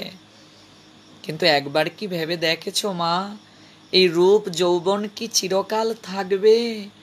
আজ তুমি নাচতে পারছো, গাইতে পারছো, সবাই তোমাকে ভালোবাসছে, কিন্তু যেদিন তুমি আর নাচতে পারবে না, যেদিন তুমি আর গাইতে পারবে না, যেদিন তুমি আর অন্যের নেশাকে জমাতে পারবে না, সেদিন তোমার কি গতি হবে মা? সেদিন কি কেউ তোমাকে আর ভালোবাসবে? একবার ভেবে দেখো মা, তোমার অন্তিমে কি হবে। খুবই ধাক্কা লাগলো লক্ষ্যহীরার হৃদয়ে, হাউমাউ করে কেঁদে উঠলেন। চরণে জড়িয়ে ধরে কহিছে প্রকাশী, ক্রন্দন করছেন, ঠাকুর আমি পাপী, মহাপাপী ঠাকুর, তুমি আমার চেতনাটাকে পরিবর্তন করে দিলে ঠাকুর। কোন পথে আমার উদ্ধার হবে? কি করলে আমার উদ্ধার হবে ঠাকুর? আমি যে মহাপাপী, কোন পথ অবলম্বন করলে আমার উদ্ধার হবে? তুমি ঠিক বলেছ ঠাকুর, আজ নাচতে পারি বলে সবাই আমাকে ভালোবাসে, আজ গাইতে পারি বলে সবাই আমায় ভালোবাসে, আজ শরীরে যৌবন আছে বলে, রূপ আছে বলে সবাই আমার প্রতি আকৃষ্ট হয় ঠাকুর। তুমি ঠিক বলেছ, যেদিন দেহে যৌবন থাকবে না, রূপ যেদিন নষ্ট হয়ে যাবে, নাচতে যেদিন পারবো না, সেদিন আমাকে তো কেউ ভালোবাসবে না। আমার কি গতি হবে ঠাকুর? সারাটা জীবন নাচ গান করে যে আনন্দ পেয়েছি, তার চেয়ে মহা আনন্দ পেয়েছি ঠাকুর তোমার মুখে হরিনাম শুনে, তার চেয়ে মহা আনন্দ পেয়েছি ঠাকুর তোমার মুখে ওই কথাগুলো শুনে। আমাকে পথ দেখাও ঠাকুর, আমি আর পাপের পথে চলতে চাই না ঠাকুর। আমি সব ছেড়ে তোমার কাছে চলে আসতে চাই, তোমার চরণে চলে আসতে চাই। ঠাই দেবে তো এই পাপীকে? পথ দেখাবে তো ওই পাপীকে? আমি কি কৃষ্ণ প্রেম ভক্তি লাভ করতে পারবো ঠাকুর? আমি কি কৃষ্ণ প্রেম ভক্তি লাভ করতে পারবো? আমি যাচ্ছি ঠাকুর, আমি বিদায় নিয়ে আসছি, আমাকে একটু সুযোগ দাও ঠাকুর। চলে গেলেন লক্ষ্যহীরা রামচন্দ্রকার নিকট, যে রামচন্দ্রকা তাকে পাঠিয়েছিল। চরণের নূপুর খুলে ফেললেন, ঢিল মেরে রামচন্দ্রকার চরণে ফেললেন। কিরে, চরণে নূপুর কেন খুলে ফেললি? ঘুঘুর কেন খুলে ফেললি? বাবুজি, আমি আর নাচব না, আমি আর গাইব না। নাচবি না? কেন নাচবি না? কেন গাইবি না? বাবুজি, সারাটা জীবন তোমার কথা মতো আমি চলেছি, তুমি যা বলেছ তাই করেছি। একটা প্রশ্ন করি তোমায় বাবুজি, আজ আমার শরীরে যৌবন আছে, রূপ আছে, তুমি আমাকে ভালোবাসো, অনেক ভালোবাসো। আমি যেদিন নাচতে পারবো না বাবুজি, আমি যেদিন গাইতে পারবো না, আমার যেদিন দেহে যৌবন থাকবে না, আমি যেদিন তোমার নেশা জাগাতে পারবো না, সেদিনও কি তুমি আমায় ভালোবাসবে? আমার কি গতি হবে বাবুজি অন্তিমে? কি বলছিস রে, তোর মাথা কি খারাপ হয়ে গেছে? ওরে, তোকে পাঠিয়েছিলাম ওই সাধুকে টলাতে, তুই নিজেই কি টলে গেলে? আরে তোকে পাঠিয়েছিলাম ওই সাধুর ধ্যান ভঙ্গ করতে, আরে তুই নিজেই তার বশীভূত হয়ে গেলে। বাবুজি, বাবুজি তুমি জানো না ওকে, ও সাধারণ কেউ নয় বাবুজি, ও সাধারণ কেউ নয়। তুমিও যদি একটিবার তার কাছে যাও বাবুজি, তুমিও তার বশ মানবে, বশীভূত হয়ে যাবে। তুমিও তার প্রতি আনুগত্যশীল হয়ে যাবে, তুমিও টলে যাবে। আমি জানি না বাবুজি আমার কি হয়েছে, আমি 3 রাত ওর মুখে যখন হরে কৃষ্ণ কৃষ্ণ কৃষ্ণ হরে হরে, হরে রাম রাম রাম হরে হরে, ওই মধুমাখা নাম যখন শুনলাম, আমার ভেতরটায় কি যে চলছিল বাবুজি, আমি তোমাকে বোঝাতে পারবো না। আমার অন্তরাত্মা যেন অজুর ধারায় কাঁদছিল। মনে হচ্ছিল আমি কতটা পাপ করেছি সারা জীবন, আমার কি গতি হবে। এই শরীর লাভ করেছি বাবুজি কৃষ্ণ ভজনের জন্য, ভগবত ভজনের জন্য, ভগবানের সেবার জন্য। আর আমি এই শরীরটাকে অন্যের ইন্দ্রিয় তৃপ্তির জন্য বিলিয়ে দিচ্ছি, চেটেপুটে খাচ্ছে শরীরটাকে আমার। আমি কতটা পাপী বাবুজি। আমি আর তোমার রাজত্বে থাকবো না বাবুজি, আমি আর তোমার অট্টালিকায় থাকবো না। তুমি আমাকে যা দিয়েছিলে সব আমি তোমায় ফিরিয়ে দিচ্ছি। আমার দামি গহনা চাই না, আমার অলংকার চাই না, আমার দামি কাপড় কিচ্ছুটি চাই না, আমি সব তোমায় ফিরিয়ে দিলাম। জীবনে তোমার কাছে কিচ্ছুটি চাইনি। আমি নেচেছি, তুমি আমায় ভালোবেসে দিয়েছ। আজ একটা জিনিস তোমার কাছে ভিক্ষা চাইব, দেবে বাবুজি? দেবে আমাকে? ফিরিয়ে তো দেবে না? একটা ভিক্ষা দেবে আমায়? বল কি চাস বাবুজি? আমাকে জনমের তরে মুক্তি দিতে পারবে? জনমের তরে আমাকে মুক্তি দিতে পারবে বাবুজি? আমি মুক্ত আকাশে বিহঙ্গের মতো ডানা মেলে উড়তে চাই, মুক্তি দিতে পারবে আমাকে বাবুজি? ওই 4 দেয়াল আমার নিকট আজ দম বন্ধ হয়ে আসছে, আমি আর 4 দেয়ালের মাঝে নিঃশ্বাস নিতে পারছি না। তোমার আর পাপের রাজত্বে আমি থাকতে পারছি না, আমার দম বন্ধ হয়ে আসছে। জনমের তরে আমাকে মুক্তি দিয়ে দাও বাবুজি, বাকিটা জীবন আমি কৃষ্ণ নাম করতে চাই, আমি কৃষ্ণ ভজন করতে চাই, আমি কৃষ্ণ সেবা করতে চাই বাবুজি। আমি কৃষ্ণ বলে নাচতে চাই, আমি কৃষ্ণ বলে গাইতে চাই, আমি কৃষ্ণ বলে আনন্দ সাগরে ভাসতে চাই। এই ভিক্ষাটাই তোমার কাছে চাই, দেবে তো বাবুজি? ওই ভিক্ষাটা দেবে আমাকে? আমাকে মুক্তি দিয়ে দাও, আমি আর কিচ্ছুটি চাই না। তোমার দামি কাপড় চোপড় গহনা অলংকার সব আমি তোমায় ফিরিয়ে দিচ্ছি, আমাকে মুক্তি দিয়ে দাও, আমি আর কিচ্ছুটি চাই না। কি বলছিস রে? হ্যাঁ বাবুজি, ভেবে দেখ আরেকবার, আমি ভেবেই বলছি, আমি কিচ্ছুটি চাই না। আমি সব ছেড়ে চলে যেতে চাই ওর কাছে, যে আমার চেতনা জাগিয়ে দিয়েছে। ওই সাধুর চরণে আমি সমর্পিত হতে চাই, যে আমাকে বুঝিয়ে দিয়েছে এই পচনশীল দেহটা কেন লাভ করেছি, এই মনুষ্য দেহটা কেন লাভ করেছি? কৃষ্ণ ভজনের জন্য, কৃষ্ণ ভজিবার তরে সংসারেতে আইয়া কাহারে ভজয়ে মুড়ো কিসেরও লাগিয়া। যে আমার চেতনাটা জাগ্রত করে দিয়েছে, আমি তার কাছে ফিরে যেতে চাই। আমাকে মুক্তি দিয়ে দাও বাবু, আমি আর কিচ্ছুটি তোমার কাছে চাই না, আমাকে মুক্তি দিয়ে দাও। রামচন্দ্র কাকে প্রণাম দিয়ে লক্ষ্মীরা চলে যাবেন। যাওয়ার আগে নূপুরটা হাতে হাতে নিয়ে বলছেন, বাবুজি কিচ্ছুটি নিয়ে যাচ্ছি না তোমার নিকট থেকে, কেবলই এই নূপুরটা নিয়ে যাচ্ছি। ওই দুটো নূপুর হাতে করে নিয়ে যাচ্ছি। সারা জীবন কত নাচ নাচলাম বাবুজি, কত জনের মনোরঞ্জন করলাম। চরণে নূপুর, কখনো বা ঘুঘুর বেদে কত জনের মনোরঞ্জন করলাম।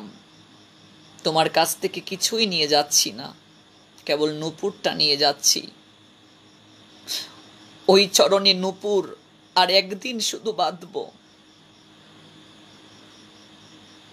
সেই দিনটা কখন? যদি কোনোদিন আমার শ্যামসুন্দর গোবিন্দের দেখা পাই আমি, আর একটিবার ওই চরণে নূপুরটা পড়ে একটিবার তাকে নাচ দেখাতে চাই, যে নিত্য আনন্দ ঘন ভগবান, তার মনোরঞ্জনের জন্য আর একটিবার নাচতে চাই। তাই নূপুরটা নিয়ে যাচ্ছি বাবুজি, যদি কোনোদিন তার দেখা পাই, ওই চরণে নূপুরটা বেঁধে আমি তাকে নাচ দেখাতে চাই। আর কিচ্ছুটি তোমার নিকট থেকে নিয়ে যাচ্ছি না। বিদায়, আর হয়তো দেখা হবে না। যাই যাই বাবু, বাবু আমি যাই। চলে গেলেন রামচন্দ্র কার নিকট থেকে বিদায় নিয়ে, ঐশ্বর্যকে ছেড়ে, অট্টালিকাকে ছেড়ে, বার বনিতা লক্ষ হীরা। আছাড় খেয়ে গিয়ে পড়লেন হরিদাস ঠাকুরের চরণে। ঠাকুর, আমি সবকিছুকে ছেড়ে চলে এসেছি ঠাকুর, আমি কিচ্ছুটি আর চাই না। আমি রাজত্ব ছেড়ে চলে এসেছি, অর্থবিত্ত বৈভব ঐশ্বর্য দামি গহনা আমি সব ছেড়ে চলে এসেছি। এই দেখো দেখো ঠাকুর, আমার গায়ে একটাও আমার গায়ে গহনা নেই, আমি সব ছেড়ে চলে এসেছি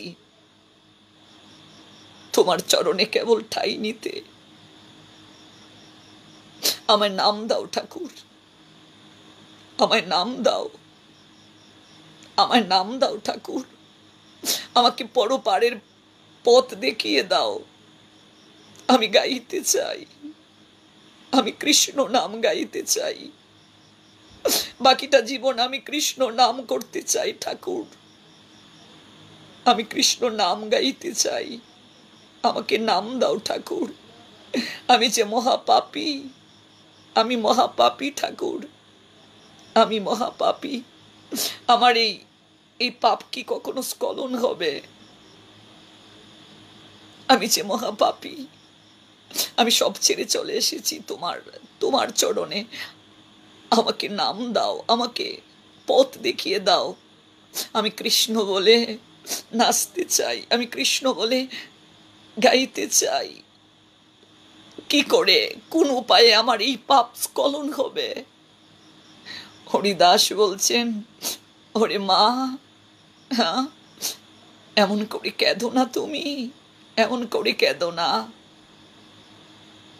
তুমি যে পাপ করেছ, ওই পাপ ভজনের মাধ্যমে স্খলন করা সম্ভব।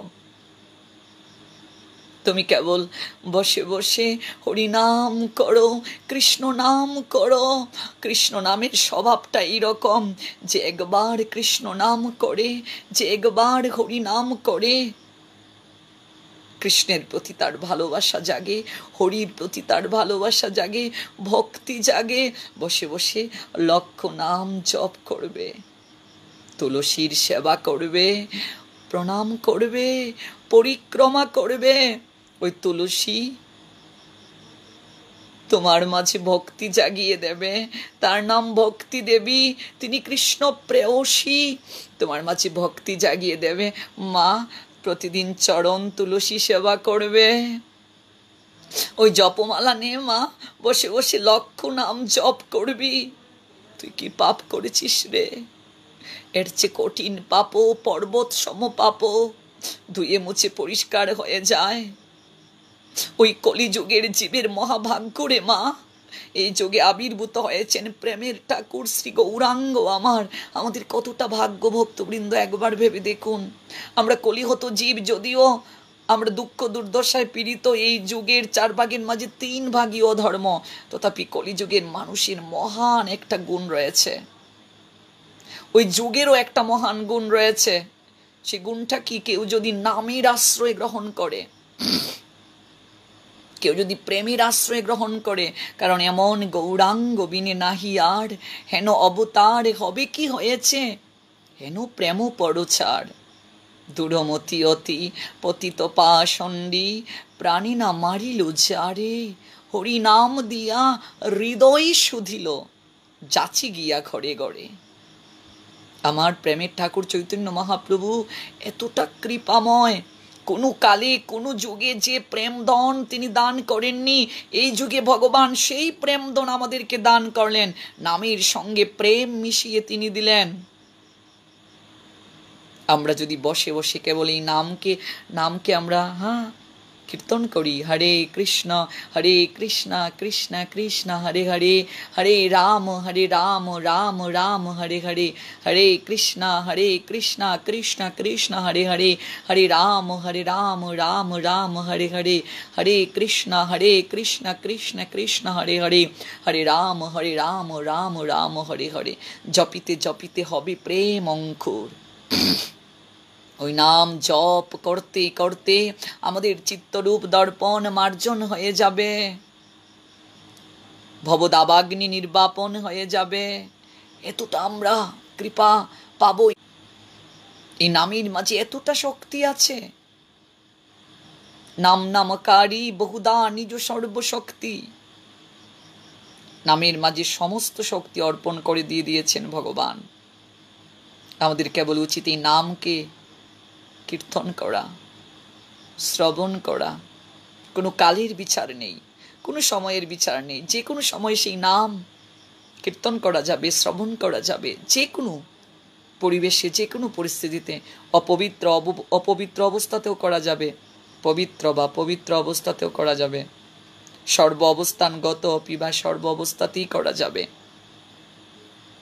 বসে বসে তুমি নাম জপ করো, লক্ষ নাম জপ করো, তুলসীর সেবা করো, তুলসীর পরিক্রমা করো, আর চরণ তুলসী গ্রহণ করো। তাই করলেন লক্ষ্যহীরা। হরিদাস ঠাকুর তাকে বিগ্রহের সেবার ভার দিয়ে সেই দিনই তিনি বেনাপুল ত্যাগ করেছিলেন। যে ঘটনাটি আস্বাদন করলাম, যে লীলাটি আমরা আস্বাদন করলাম, কৃষ্ণ নাম মহামন্ত্রের এই তো স্বভাব, যে জপে তার কৃষ্ণ উপজয়ে ভাব। এই প্রেক্ষাপটে এই লীলাটি হয়েছিল বাংলাদেশের বর্তমানে যশোর জেলার শার্শা উপজেলার পাটবাড়ি, বর্তমানে সেটা বাংলাদেশ, বেনাপুলের জঙ্গলে। একটা বেশ্যা, সেই বেশ্যাকে আশীর্বাদ দিয়েছিলেন হরিদাস ঠাকুর। মারে, আমি তোমাকে আশীর্বাদ করছি, তুমি আজ বেশ্যা, জগতে সবাই তোমাকে হীন চোখে দেখে, তোমাকে খারাপ চোখে দেখে, তোমার নাম নিতে অনেকেই পাপবোধ করে, আমি তোমাকে আশীর্বাদ করছি মা। এই বেনাপুলের জঙ্গল একদিন তীর্থ হয়ে উঠবে। মারে, তোমার মতো বেশ্যাকে দেখার জন্য লক্ষ লক্ষ লোকের ভিড় হবে এই বেনাপুলের জঙ্গলে। তুমি আজ বেশ্যা না মা, ওই নাম তোমাকে বেশ্যা থেকে দেবীতে পরিণত করবে। আজ তোমাকে লক্ষ্যহীরা বেশ্যা সবাই জানে, কিন্তু একদিন তুমি লক্ষ্যহীরা দেবী হবে, দেবী। সবাই তোমার পূজা করবে, তোমার চরণে প্রণাম দেবে। ভক্তবৃন্দ, সাধুর আশীর্বাদ যদি কেউ লাভ করতে পারে, বৈষ্ণবের আশীর্বাদ যদি কেউ লাভ করতে পারে, একজন সাধু যদি আপনার প্রতি সন্তুষ্ট থাকেন, একজন আচরণশীল সাধু যদি আপনার প্রতি সন্তুষ্ট থাকেন, একজন আচরণশীল সাধু যদি আপনাকে কৃপা করেন, ভগবান আপনাকে কৃপা করতে বাধ্য। দেখুন, সাধুর আশীর্বাদ, বৈষ্ণবের আশীর্বাদ কতটুকু জীবনকে পরিবর্তন করে দেয়। হরিদাস ঠাকুর বলেছিলেন, আমি আশীর্বাদ করছি মা তোমাকে, আজ তোমাকে লক্ষ্যহীরা বেশ্যা, বেশ্যা সবাই বলছে।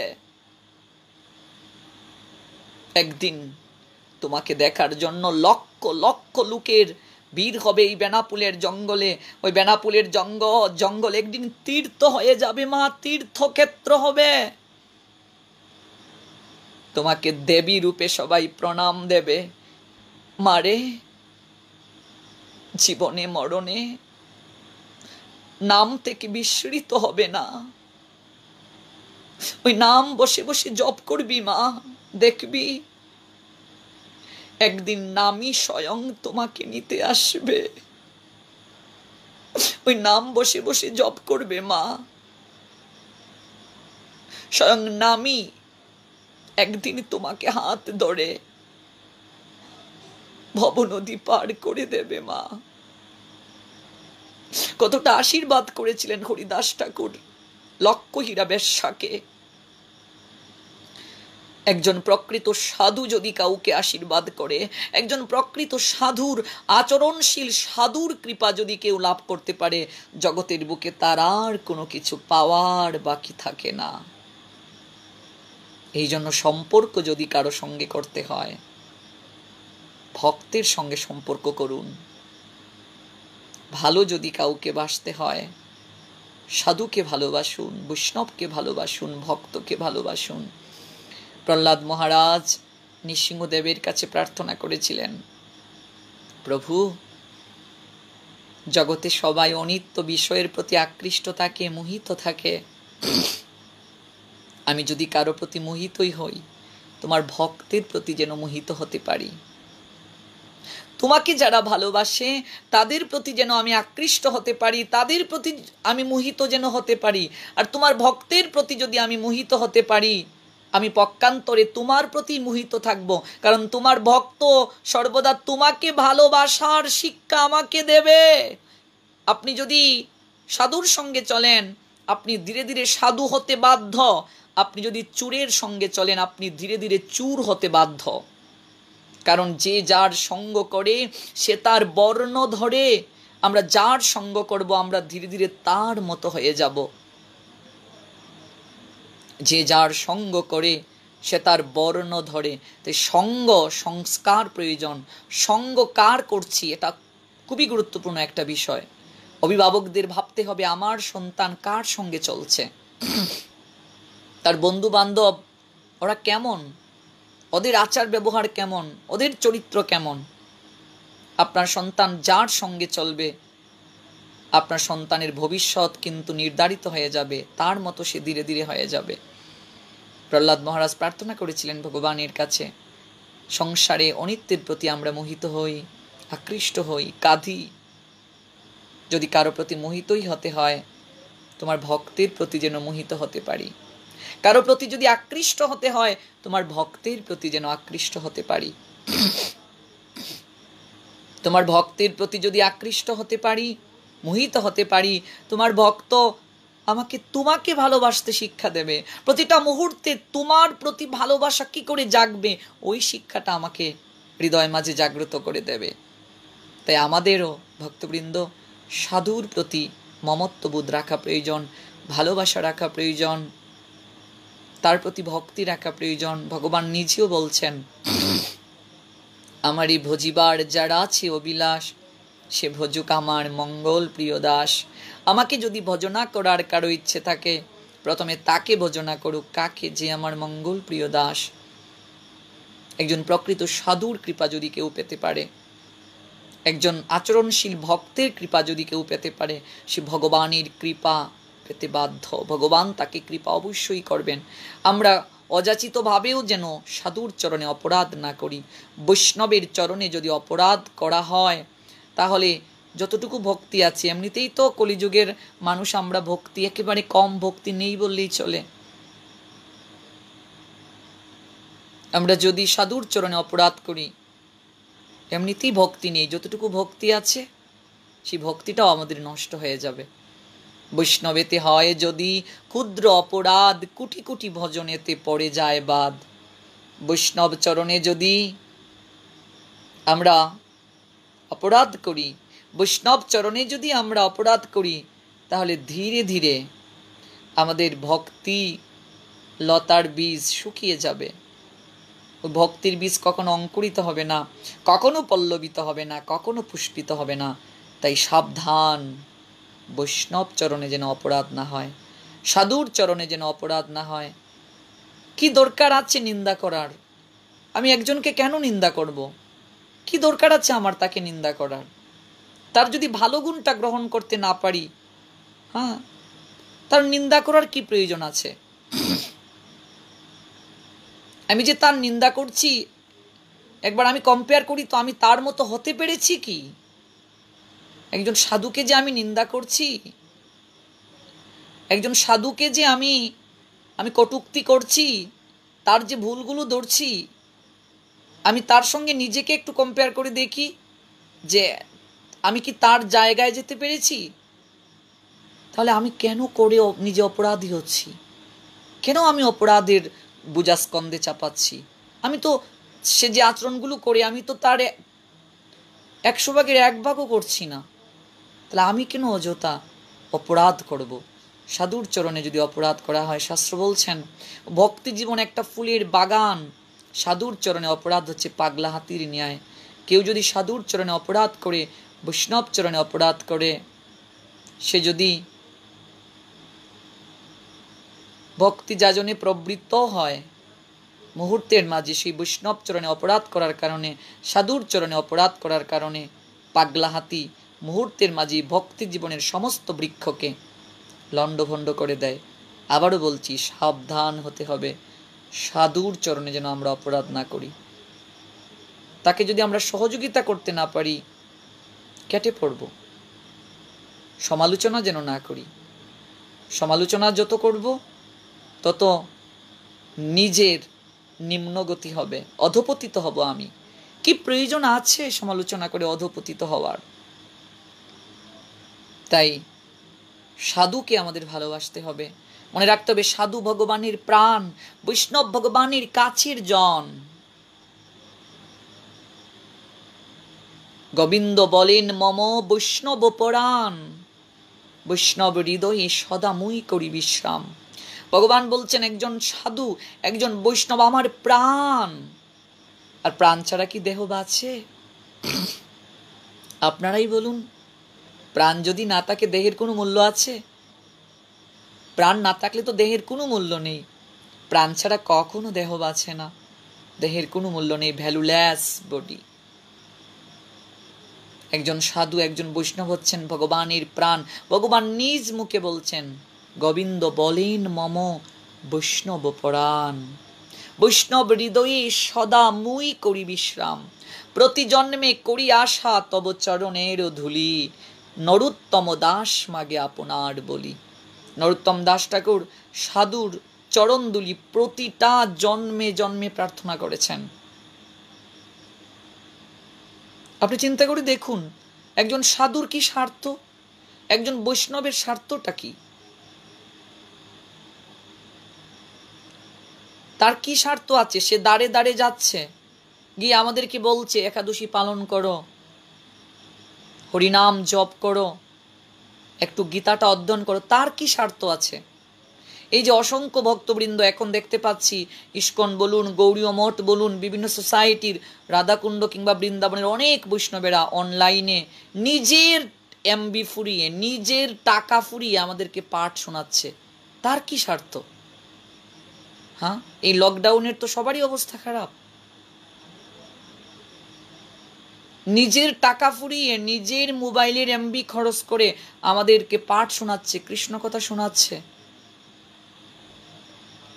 আমাদেরকে সঠিক পথটা দেখিয়ে দিচ্ছে। কি স্বার্থ তার? তার কি স্বার্থ আছে? সে কি বিনিময়ে কিছু দাবি করছে আমাদের কাছে, যে আমাকে এমবি দাও, আমাকে টাকা দাও, অর্থ দাও? সে কি দাবি করছে? সে তো কিচ্ছুটি দাবি করছে না। এই যে বিভিন্ন মহারাজরা আমাদেরকে পাঠ দিচ্ছেন অনলাইনে, শুনি, আমি নিজেও শুনি, তারা নিজেদের এমবি খরচ করে, মোবাইলের এমবি খরচ করে আমাদেরকে পাঠ শোনাচ্ছেন আমাদের কল্যাণের জন্য। সহযোগিতা যদি তাকে করতে না পারি, অন্তত নিন্দা করে পাপের ভার যেন আর যেন ভারী না করি। সহযোগিতা যদি না করতে পারি, অন্তত পাপের বোঝাটাকে স্কন্দে যেন আর না চাপাই। সচেতন হতে হবে আমাদেরকে। মহন্তের স্বভাব হয় তারিতে পামর, নিষ্কার্য নাই তবু যায় পরের ঘর। একজন সাধুর, একজন ভক্তের, একজন বৈষ্ণবের নিজের কোনো স্বার্থ নেই। আমাদের মতো পতিতকে, আমাদের মতো সংসারী জীবদেরকে, আমাদের মতো পাষণ্ডীদেরকে উদ্ধার করার জন্য ওই মনুষ্য জীবনের মূল উদ্দেশ্যটা কি, ওই মনুষ্য জীবনের প্রকৃত রহস্যটা কি, এটা বুঝিয়ে দেওয়ার জন্য, যে ভগবানের সঙ্গে আমাদের সম্পর্ক ছাড়াছাড়ি হয়ে গেছে, বিস্মৃত হয়ে যাওয়ার কারণে আমরা সংসারে কষ্ট পাচ্ছি, আমরা দুঃখ পাচ্ছি, ওই বিষয়টিকে বুঝিয়ে দেওয়ার জন্য, আমার চেতনাটা আবার জাগ্রত করিয়ে দেওয়ার জন্য তারা দাঁড়ে দাঁড়ে আসেন, দরজায় দরজায় আসেন, হাতে ধরে পায়ে ধরে অনুনয় বিনয় করে বলেন যে গ্রন্থ অধ্যয়ন করো, গীতাটা পড়ো, কণ্ঠে তুলসীর মালা ধারণ করো, একাদশী ব্রত পালন করো, হ্যাঁ, গীতা পাঠ করো, হরিনাম জপ করো, হরে কৃষ্ণ মহামন্ত্র জপ করো। তার কি স্বার্থ আছে এরকম অনুনয় বিনয় করে বলার? আরে বাবা, আমি যদি একাদশী ব্রত পালন করি এটা আমার স্বার্থ, ভগবানের কৃপা আমি পাবো। আমি যদি হরে কৃষ্ণ মহামন্ত্র জপ করি সেটা আমার উপকার হবে, আমার পরকালের রাস্তা পরিষ্কার হচ্ছে। আমি যদি গ্রন্থ অধ্যয়ন করি ভগবানকে আমি জানতে পারবো, ভক্তি আমার হৃদয় মাঝে জাগ্রত হবে, ভগবানের প্রতি আমার ভালোবাসা জাগ্রত হবে। একজন সাধুর কি স্বার্থ আছে? তিনি তো বিনিময়ে আমাদের কাছে কিছু চাচ্ছেন না। এই যে অনলাইনে পাঠ দিচ্ছেন অনেক সাধুরা, অনেক ভক্তরা, বৈষ্ণবরা, এই যে প্রতিদিন আমি শ্রবণ করছি, আমি নিজেও শ্রবণ করছি, অনেক গৌড়ীয় মঠের অনেক বৈষ্ণব মহারাজ, অনেক ইস্কনের বৈষ্ণব মহারাজ, বৃন্দাবন কিংবা রাধাকুণ্ডের অনেক মহারাজ, অনেক ভক্ত বৈষ্ণবেরা পাঠ দিচ্ছেন। তারা নিজেদের পকেটের টাকা খরচ করে, এমবি খরচ করে, ঘরে বসে বসে আমরা এই সুযোগটা পাচ্ছি। কতটা সৌভাগ্যবান আমাদের মনে করা উচিত যে আমরা কতটা সৌভাগ্যবান। আমরা ঘরে বসে আজকে তথ্য প্রযুক্তির কল্যাণের কারণে ঘরে বসে আমরা কৃষ্ণকথা শ্রবণ করতে পারছি, সাধুকে দর্শন করতে পারছি। একজন সাধুকে দর্শন করলে, বৈষ্ণবকে দর্শন করলে গঙ্গা স্নানের সমান ফল হয়, আমাদের সমস্ত পাপ দূরীভূত হয়ে যায়। কতটা সৌভাগ্যবান আমরা! এটা কি ভাবনা উচিত নয়? না তার নিন্দা করা উচিত, না তার সমালোচনা করা উচিত? স্বয়ং বিচার করে সিদ্ধান্ত আমাদের গ্রহণ করতে হবে। এই জন্য সর্বদা সাধুর প্রতি আনুগত্যশীল হওয়াটা আবশ্যক, আমাদের বৈষ্ণবের প্রতি আনুগত্যশীল হওয়াটা আবশ্যক। আমরা ভুলেও যেন সেই অপরাধটা না করি, এটা আমাদের ভাবতে হবে সব সময়। স্বয়ং ভগবান পর্যন্ত বলেছেন, মোর ভক্ত নাহি বোঝে, আমা বোঝে মাত্র, সেই দাম্বিক কবু নহে মোর প্রসাদেরই পাত্র। আমার ভক্তকে যে ভজনা করে না, আমাকে ভজনা করতে চায়, সে দাম্বিক, সে মূর্খ, সে কখনো আমার কৃপা লাভ করতে পারে না। ভগবানের কৃপা সে কখনো লাভ করতে পারবে না। অনন্তকালও যদি সে ভগবানকে আরাধনা করে, সাধুর চরণে যদি অপরাধ করে, বৈষ্ণবের চরণে যদি অপরাধ করে, তার হৃদয়ে কখনো ভক্তির বীজ অঙ্কুরিত, পল্লবিত, পুষ্পিত হবে না। যতই নামের আশ্রয় গ্রহণ করুক, যদি সাধুর চরণে অপরাধ করে, তাহলে তার কখনো পরম গতি লাভ হবে না। আমরা কারো নিন্দাই করব না। কি প্রয়োজন আছে কারো নিন্দা করার? সমালোচনা করা মানেই আমার ক্ষতি। আমি যার সমালোচনা করব তার খারাপ গুণগুলো আমার মাঝে চলে আসবে। আর একটা কথা মনে রাখতে হবে, কোনো বৈষ্ণবকে যদি কেউ নিন্দা করে, কোনো সাধুকে যদি কেউ নিন্দা করে, অন্যান্য ভক্তদের তৎক্ষণাৎ প্রতিবাদ করা উচিত। এটাও শাস্ত্রে আছে। বৈষ্ণব নিন্দুকের যদি প্রতিবাদ করা না হয়, সমুচিত শিক্ষা যদি না দেয়া হয়, যারা বৈষ্ণব নিন্দা দর্শন করবে, যারা বৈষ্ণব নিন্দা শ্রবণ করবে, তারাও একই অপরাধে অপরাধী হবে। মনে রাখতে হবে এই কথাগুলো। আমরা এই বিষয়ে আরো বিস্তারিত আলোচনা করব। শাস্ত্রে স্পষ্টভাবে আছে, বৈষ্ণব নিন্দুক এবং গুরু নিন্দুক তাদের মুখ পর্যন্ত দর্শন করতে নেই। গুরু নিন্দুকেরও মুখ কবু না হেরিবে, যথা হয় গুরু নিন্দা তথা না যাইবে। একজন গুরুদেবকে যদি কেউ নিন্দা করে, একজন সাধুকে যদি কেউ নিন্দা করে, একজন বৈষ্ণবকে যদি কেউ নিন্দা করে, তার মুখ পর্যন্ত দর্শন করতে নিষেধ করেছেন নরোত্তম দাস ঠাকুর। প্রতিবাদ করতে হবে সঙ্গে সঙ্গে। আর যদি প্রতিবাদ করতে না পারি, সেই সাহস না থাকে, সেই পরিবেশ না থাকে, তৎক্ষণাৎ সেই জায়গা থেকে সরে যেতে হবে। কর্ণকে বলতে হবে, তুই এই বৈষ্ণব নিন্দা শ্রবণ করিস না।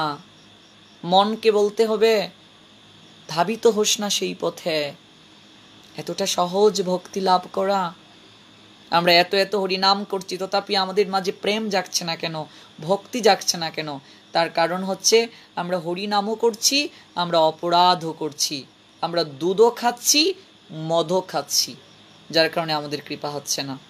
এই জন্য বারবার মনে রাখতে হবে, কৃষ্ণ নাম, সাধু সঙ্গ আমরা যখন করব, তৎক্ষণাৎ হৃদয় মাঝে আমাদের ভক্তি জাগ্রত হয়ে যাবে। কৃষ্ণ নামের স্বভাবটা এরকম, যে জপে তার কৃষ্ণ উপজয় হয় ভাব। এইরকম কৃষ্ণের প্রতি ভক্তি জাগিয়ে দেবে, ভালোবাসা জাগিয়ে দেবে। লক্ষ্যহীরার তাই হলো, সাধুকে ভুলাতে এসে নিজেই ভুলে গেল ওই নামের আশ্রয় নেওয়ার কারণে। তাই যারা শুনছেন তাদের প্রত্যেকের নিকটে আমার একটা অনুরোধ, যারা জপমালা নেননি আপনারা অচিরেই জপমালাটা নিয়ে নিন। আর যারা জপমালা নিয়েছেন তারা নির্ধারিত জপ যে সংখ্যা আছে, ওই নির্ধারিত সংখ্যক জপটা প্রতিদিন করার চেষ্টা করবেন। প্রতিদিনের জপ প্রতিদিন করতে হবে। এবং আরেকটা বিষয় আমাদের অবশ্যই খেয়াল রাখতে হবে, সেটা হচ্ছে আমরা শুদ্ধভাবে যেন জপ করতে পারি। আরেকটা অনুষ্ঠানে শুদ্ধভাবে কি করে জপ করতে হয় সেই প্রক্রিয়াটা আলোচনা করব। কি করে শুদ্ধভাবে জপ করতে হয়, কোন প্রক্রিয়ায় জপ করতে হয়, আমরা এই বিষয়ে আলোচনা করব। তবে মনে রাখতে হবে আমাদের এই বিষয়টা সর্বদা, যে কৃষ্ণ নাম করো জীব, আর সব মিছে, পালাইবার পথ নাই, জম আছে পিছে।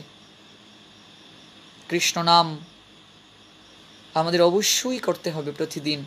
যারা জপ মালা নেননি অচিরেই জপ মালাটা নিয়ে নেন। আর যারা এখন আপাতত নিতে পাচ্ছেন না, যেহেতু করোনা ভাইরাসের ক্রান্তি লগ্ন চলছে, লকডাউন চলছে, অনেক মন্দির সেখানে জপমালা পাওয়া যাচ্ছে না, বন্ধ আছে পরিবেশের কারণে, আপনারা হাত দ্বারাই জপ করুন। এই যে 5টা আঙ্গুল, এখানে 20টা দাগ, এইভাবে শুরু করুন। প্রথমে পঞ্চতত্ত্ব মহামন্ত্র বলুন, জয় জয় শ্রীকৃষ্ণ চৈতন্য প্রভু নিত্যানন্দ শ্রী অদ্বৈত গদাধর শ্রীবাসাদি গৌরভক্তবৃন্দ, জয় জয় শ্রীকৃষ্ণ চৈতন্য প্রভু নিত্যানন্দ শ্রী অদ্বৈত গদাধর শ্রীবাসাদি গৌরভক্তবৃন্দ। এই পঞ্চতত্ত্ব মহামন্ত্র 1বারও বলতে পারেন, 3বারও বলতে পারেন, 108বারও বলতে পারেন। পঞ্চতত্ত্ব মহামন্ত্রের মাঝে অসীম কৃপা আছে।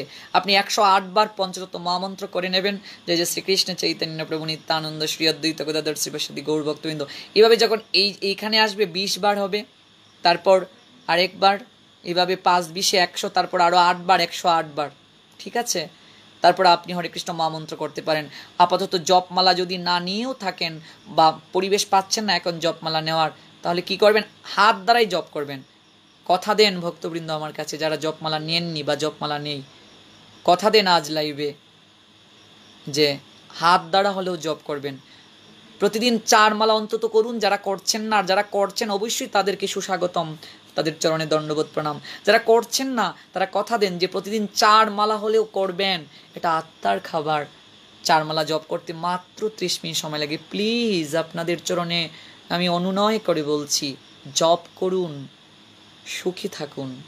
হরে কৃষ্ণ মহামন্ত্র জপ করুন, জপটা একদম বাদ দেবেন না, গুরুত্ব সহকারে জপ করুন। এই করোনা ভাইরাসের ক্রান্তি লগ্ন কালে বেশি বেশি করে হরিনাম জপ করুন। ভগবানই কেবল পারেন আমাদেরকে উদ্ধার করতে, এবং সচেতন অবশ্যই আমাদের থাকতে হবে। সচেতন থাকুন, ভগবানকে স্মরণ মনন করুন, জপটা বেশি করে করুন, গ্রন্থ অধ্যয়ন করুন। প্রতিদিন 1 অধ্যায় গীতা পাঠ না করে খাবার পর্যন্ত গ্রহণ করবেন না, তুলসীকে স্নান না করিয়ে খাবার পর্যন্ত গ্রহণ করবেন না, প্রণাম না দিয়ে খাবার পর্যন্ত গ্রহণ করবেন না, পরিক্রমা না করে খাবার পর্যন্ত গ্রহণ করবেন না। ভগবান নিশ্চয়ই আমাদেরকে কৃপা করবেন। আবারও বলছি, নামের সঙ্গে যারা সম্পর্ক স্থাপন করবে, ওই নামের স্বভাবটাই এরকম। নামের মাঝে এতটা কৃপা নিহিত, এতটা ভগবান শক্তি দিয়ে দিয়েছেন যে জপ করবে খুব সহজেই ভগবানের প্রতি তার ভক্তি জাগবে, ভালোবাসা জাগবে এবং তার হৃদয় আনন্দে ভরে যাবে। সে যেদিকে থাকাবে, হ্যাঁ, কেবল দেখবে যে আপনার জন। তখন আর আমাদের মাঝে এরকম ভেদাভেদ থাকবে না, আমাদের মাঝে এত খারাপ পরিস্থিতি হবে না। আমরা যেদিকে থাকাবো শ্যামল ও সুন্দর মোহন ও মাধুরী দেখিতে পাবো। আপনার নামের আশ্রয় গ্রহণ করুন। চলুন ভক্তবৃন্দ, আমরা সবাই একটু কৃষ্ণ নাম করি। আজ কৃষ্ণ নাম করে আমরা আলোচনা বিশ্রামের পথে যাই। আগামীকাল অডিও লাইভ হবে। অডিও লাইভে সরাসরি প্রশ্ন করার সুযোগ থাকবে। 01790317722 এই নাম্বারে কল করে সরাসরি কথা বলার সুযোগ থাকবে আগামীকাল অডিও লাইভে। আপনারা সবাই কৃষ্ণ নাম জপ করুন। একজন এবং অনেকজন ভক্ত কথা দিচ্ছেন কমেন্টে যে আগামীকাল থেকে জপ করবেন। এখানেই আলোচনার সার্থকতা। আমি অত্যন্ত আনন্দ পেয়েছি। আপনার লাইভটিকে বেশি বেশি করে শেয়ার করুন, বিভিন্ন গ্রুপে ছড়িয়ে দিন। আপনার একটি শেয়ারই পারে অসংখ্য ভক্তবৃন্দকে কৃষ্ণ কথা আলাপন পরিবারে যুক্ত করতে। সবার মঙ্গল হোক, কৃষ্ণের প্রতি ভক্তি জাগ্রত হোক। চলুন আমরা একটু সবাই মিলে কায় মনোবাক্যে হরিনাম শ্রবণ এবং কীর্তন করি। আমার সঙ্গে গাইবেন তো সবাই? হরে কৃষ্ণ হরে কৃষ্ণ কৃষ্ণ কৃষ্ণ রাম হরে রাম রাম রাম হরে হরে হরে কৃষ্ণ হরে কৃষ্ণ কৃষ্ণ কৃষ্ণ হরে হরে হরে রাম রাম রাম হরে হরে। সবাই কীর্তন করুন আমার সঙ্গে। যারা সহযোগিতা করছেন, প্রবাংশু কৃষ্ণ দাস, রিপন কৃষ্ণ দাস, বিজয় কৃষ্ণ দাস, আপনারা নিশ্চয়ই অনলাইনে যারা শুনছেন আমার সঙ্গে গাইছেন। হরে রাম রাম রাম হরে হরে। হরে কৃষ্ণ কৃষ্ণ কৃষ্ণ হরে হরে হরে রাম রাম রাম রাম হরে হরে হরে কৃষ্ণ কৃষ্ণ কৃষ্ণ হরে হরে। হরে রাম রাম রাম হরে হরে। হরে কৃষ্ণ কৃষ্ণ কৃষ্ণ হরে হরে হরে রাম রাম রাম হরে হরে। হরে কৃষ্ণ কৃষ্ণ কৃষ্ণ হরে হরে। হরে রাম রাম রাম হরে হরে। হরে কৃষ্ণ কৃষ্ণ কৃষ্ণ হরে হরে হরে রাম রাম রাম হরে হরে। হরে কৃষ্ণ কৃষ্ণ কৃষ্ণ হরে হরে। হরে রাম রাম রাম হরে হরে। হরে Krishna Krishna Krishna Krishna Hare Hare Hare Rama Rama Rama Hare Hare Hare Krishna Krishna Krishna Hare Hare Hare Rama Rama Hare Hare Hare Krishna Krishna Krishna Hare Hare Hare Rama Rama Rama Hare Hare Hare Krishna Krishna Krishna Hare Hare Hare Rama Rama Rama Hare Hare Hare Krishna Krishna Krishna Hare Hare Hare Rama Rama Rama Hare Hare Hare Krishna Krishna Krishna Hare Hare Hare Rama Rama Rama Hare Hare Hare Krishna Krishna Krishna Hare Hare Hare Rama Rama Rama Hare Hare Hare Krishna Krishna Krishna Hare Hare Hare Rama Rama Hare Hare Hare Krishna Krishna Krishna Hare Hare Hare Rama Rama Rama Hare Hare Hare Krishna Krishna Krishna Hare Hare Hare Rama Rama Hare Hare Jaya Radhe Jaya Radhe Jaya Radhe Jaya Radhe Jaya Radhe Jaya Radhe Jaya Radhe Jaya Radhe Radhe Radhe Radhe Radhe Radhe Radhe Radhe Radhe O Shyam Radhe Shyam Radhe Shyam Radhe Shyam Radhe O Shyam Radhe Shyam Radhe Shyam Radhe Shyam Radhe O Shyam Radhe Shyam Radhe Shyam Radhe Shyam Radhe Radhe Radhe Radhe Radhe Radhe Radhe Radhe Radhe Radhe Jaya Radhe Jaya Radhe Jaya Radhe Jaya Radhe Jaya Radhe Jaya Radhe Jaya Radhe Jaya Gurudeva Jaya Gurudeva Gurudeva Jaya Gurudeva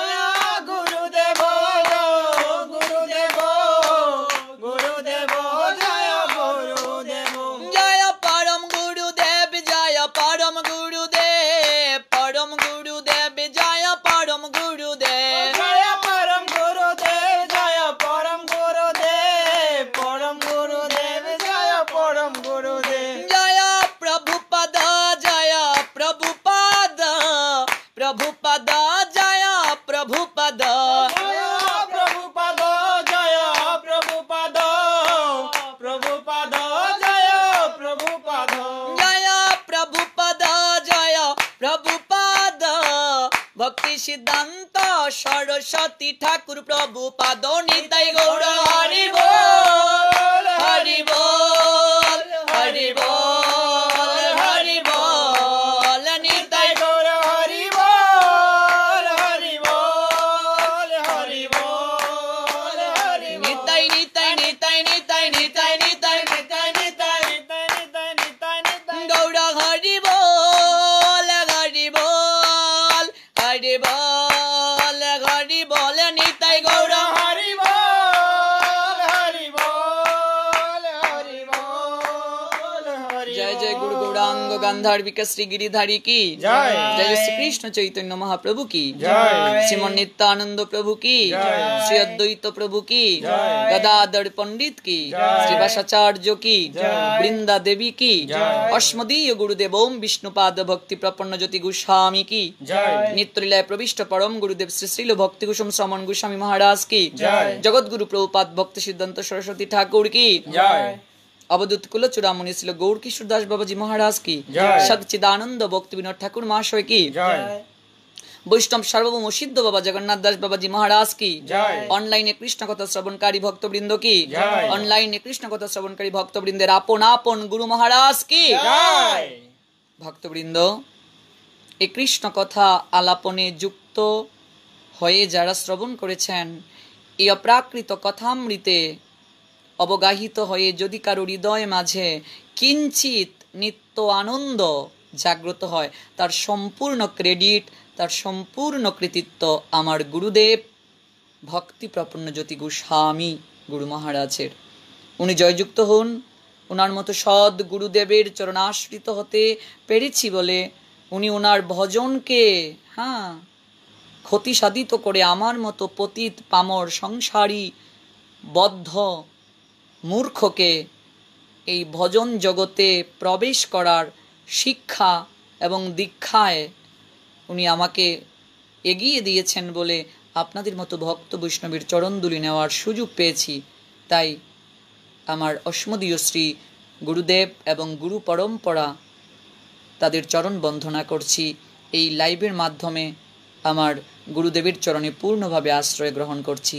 কারণ গুরু রেখে গৌরাঙ্গ বজে সেই পাপী নরাধম নরকে মজে, সংসার দাবানল সন্তপ্ত লোক সকলের পরিত্রাণের জন্য যে কারুণ্য বাড়িবাহ তরলত্ব প্রাপ্ত হয়ে যিনি আমার পাঞ্জেরি রূপে আমাদেরকে অজ্ঞানজনিত অন্ধকার দূরীভূত করে আলোর জগতের সন্ধান দেন, তিনি হচ্ছেন গুরুদেব। জয়যুক্ত হন গুরুদেব, জয়যুক্ত হন আপন আপন অনলাইনে কৃষ্ণকথা শ্রবণকারী প্রত্যেক গুরু মহারাজ এবং প্রত্যেক গুরু মহারাজের শিষ্য শিষ্যাবৃন্দ।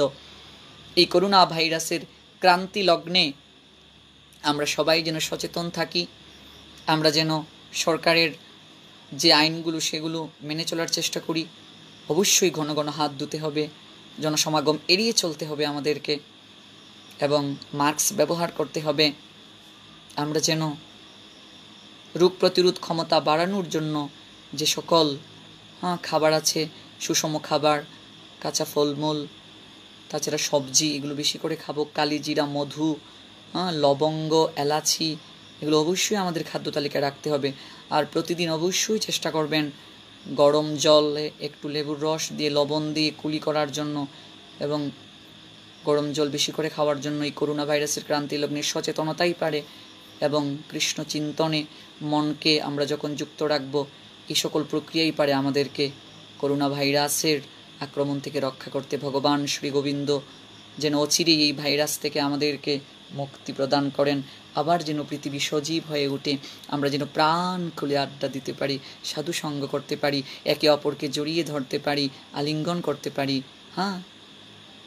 সৌহার্দ্যের বন্ধনে আবদ্ধ হতে পারি। সেই প্রার্থনা ভগবানের চরণে রেখে আজকের মতো কৃষ্ণকথা আলাপন থেকে এখানেই বিদায় নিচ্ছি। তবে আগামীকাল ঠিক রাত 9 ঘটিকায় অডিও লাইভে আসা হবে এবং সরাসরি কল করে প্রশ্ন করার সুযোগ থাকবে। আমরা ভক্তবৃন্দের হৃদয়ের অভিব্যক্তি শ্রবণ করব, বিভিন্ন প্রশ্নের উত্তর নেব। ভালো থাকা হয় যেন। কৃষ্ণময়। শুভরাত্রি।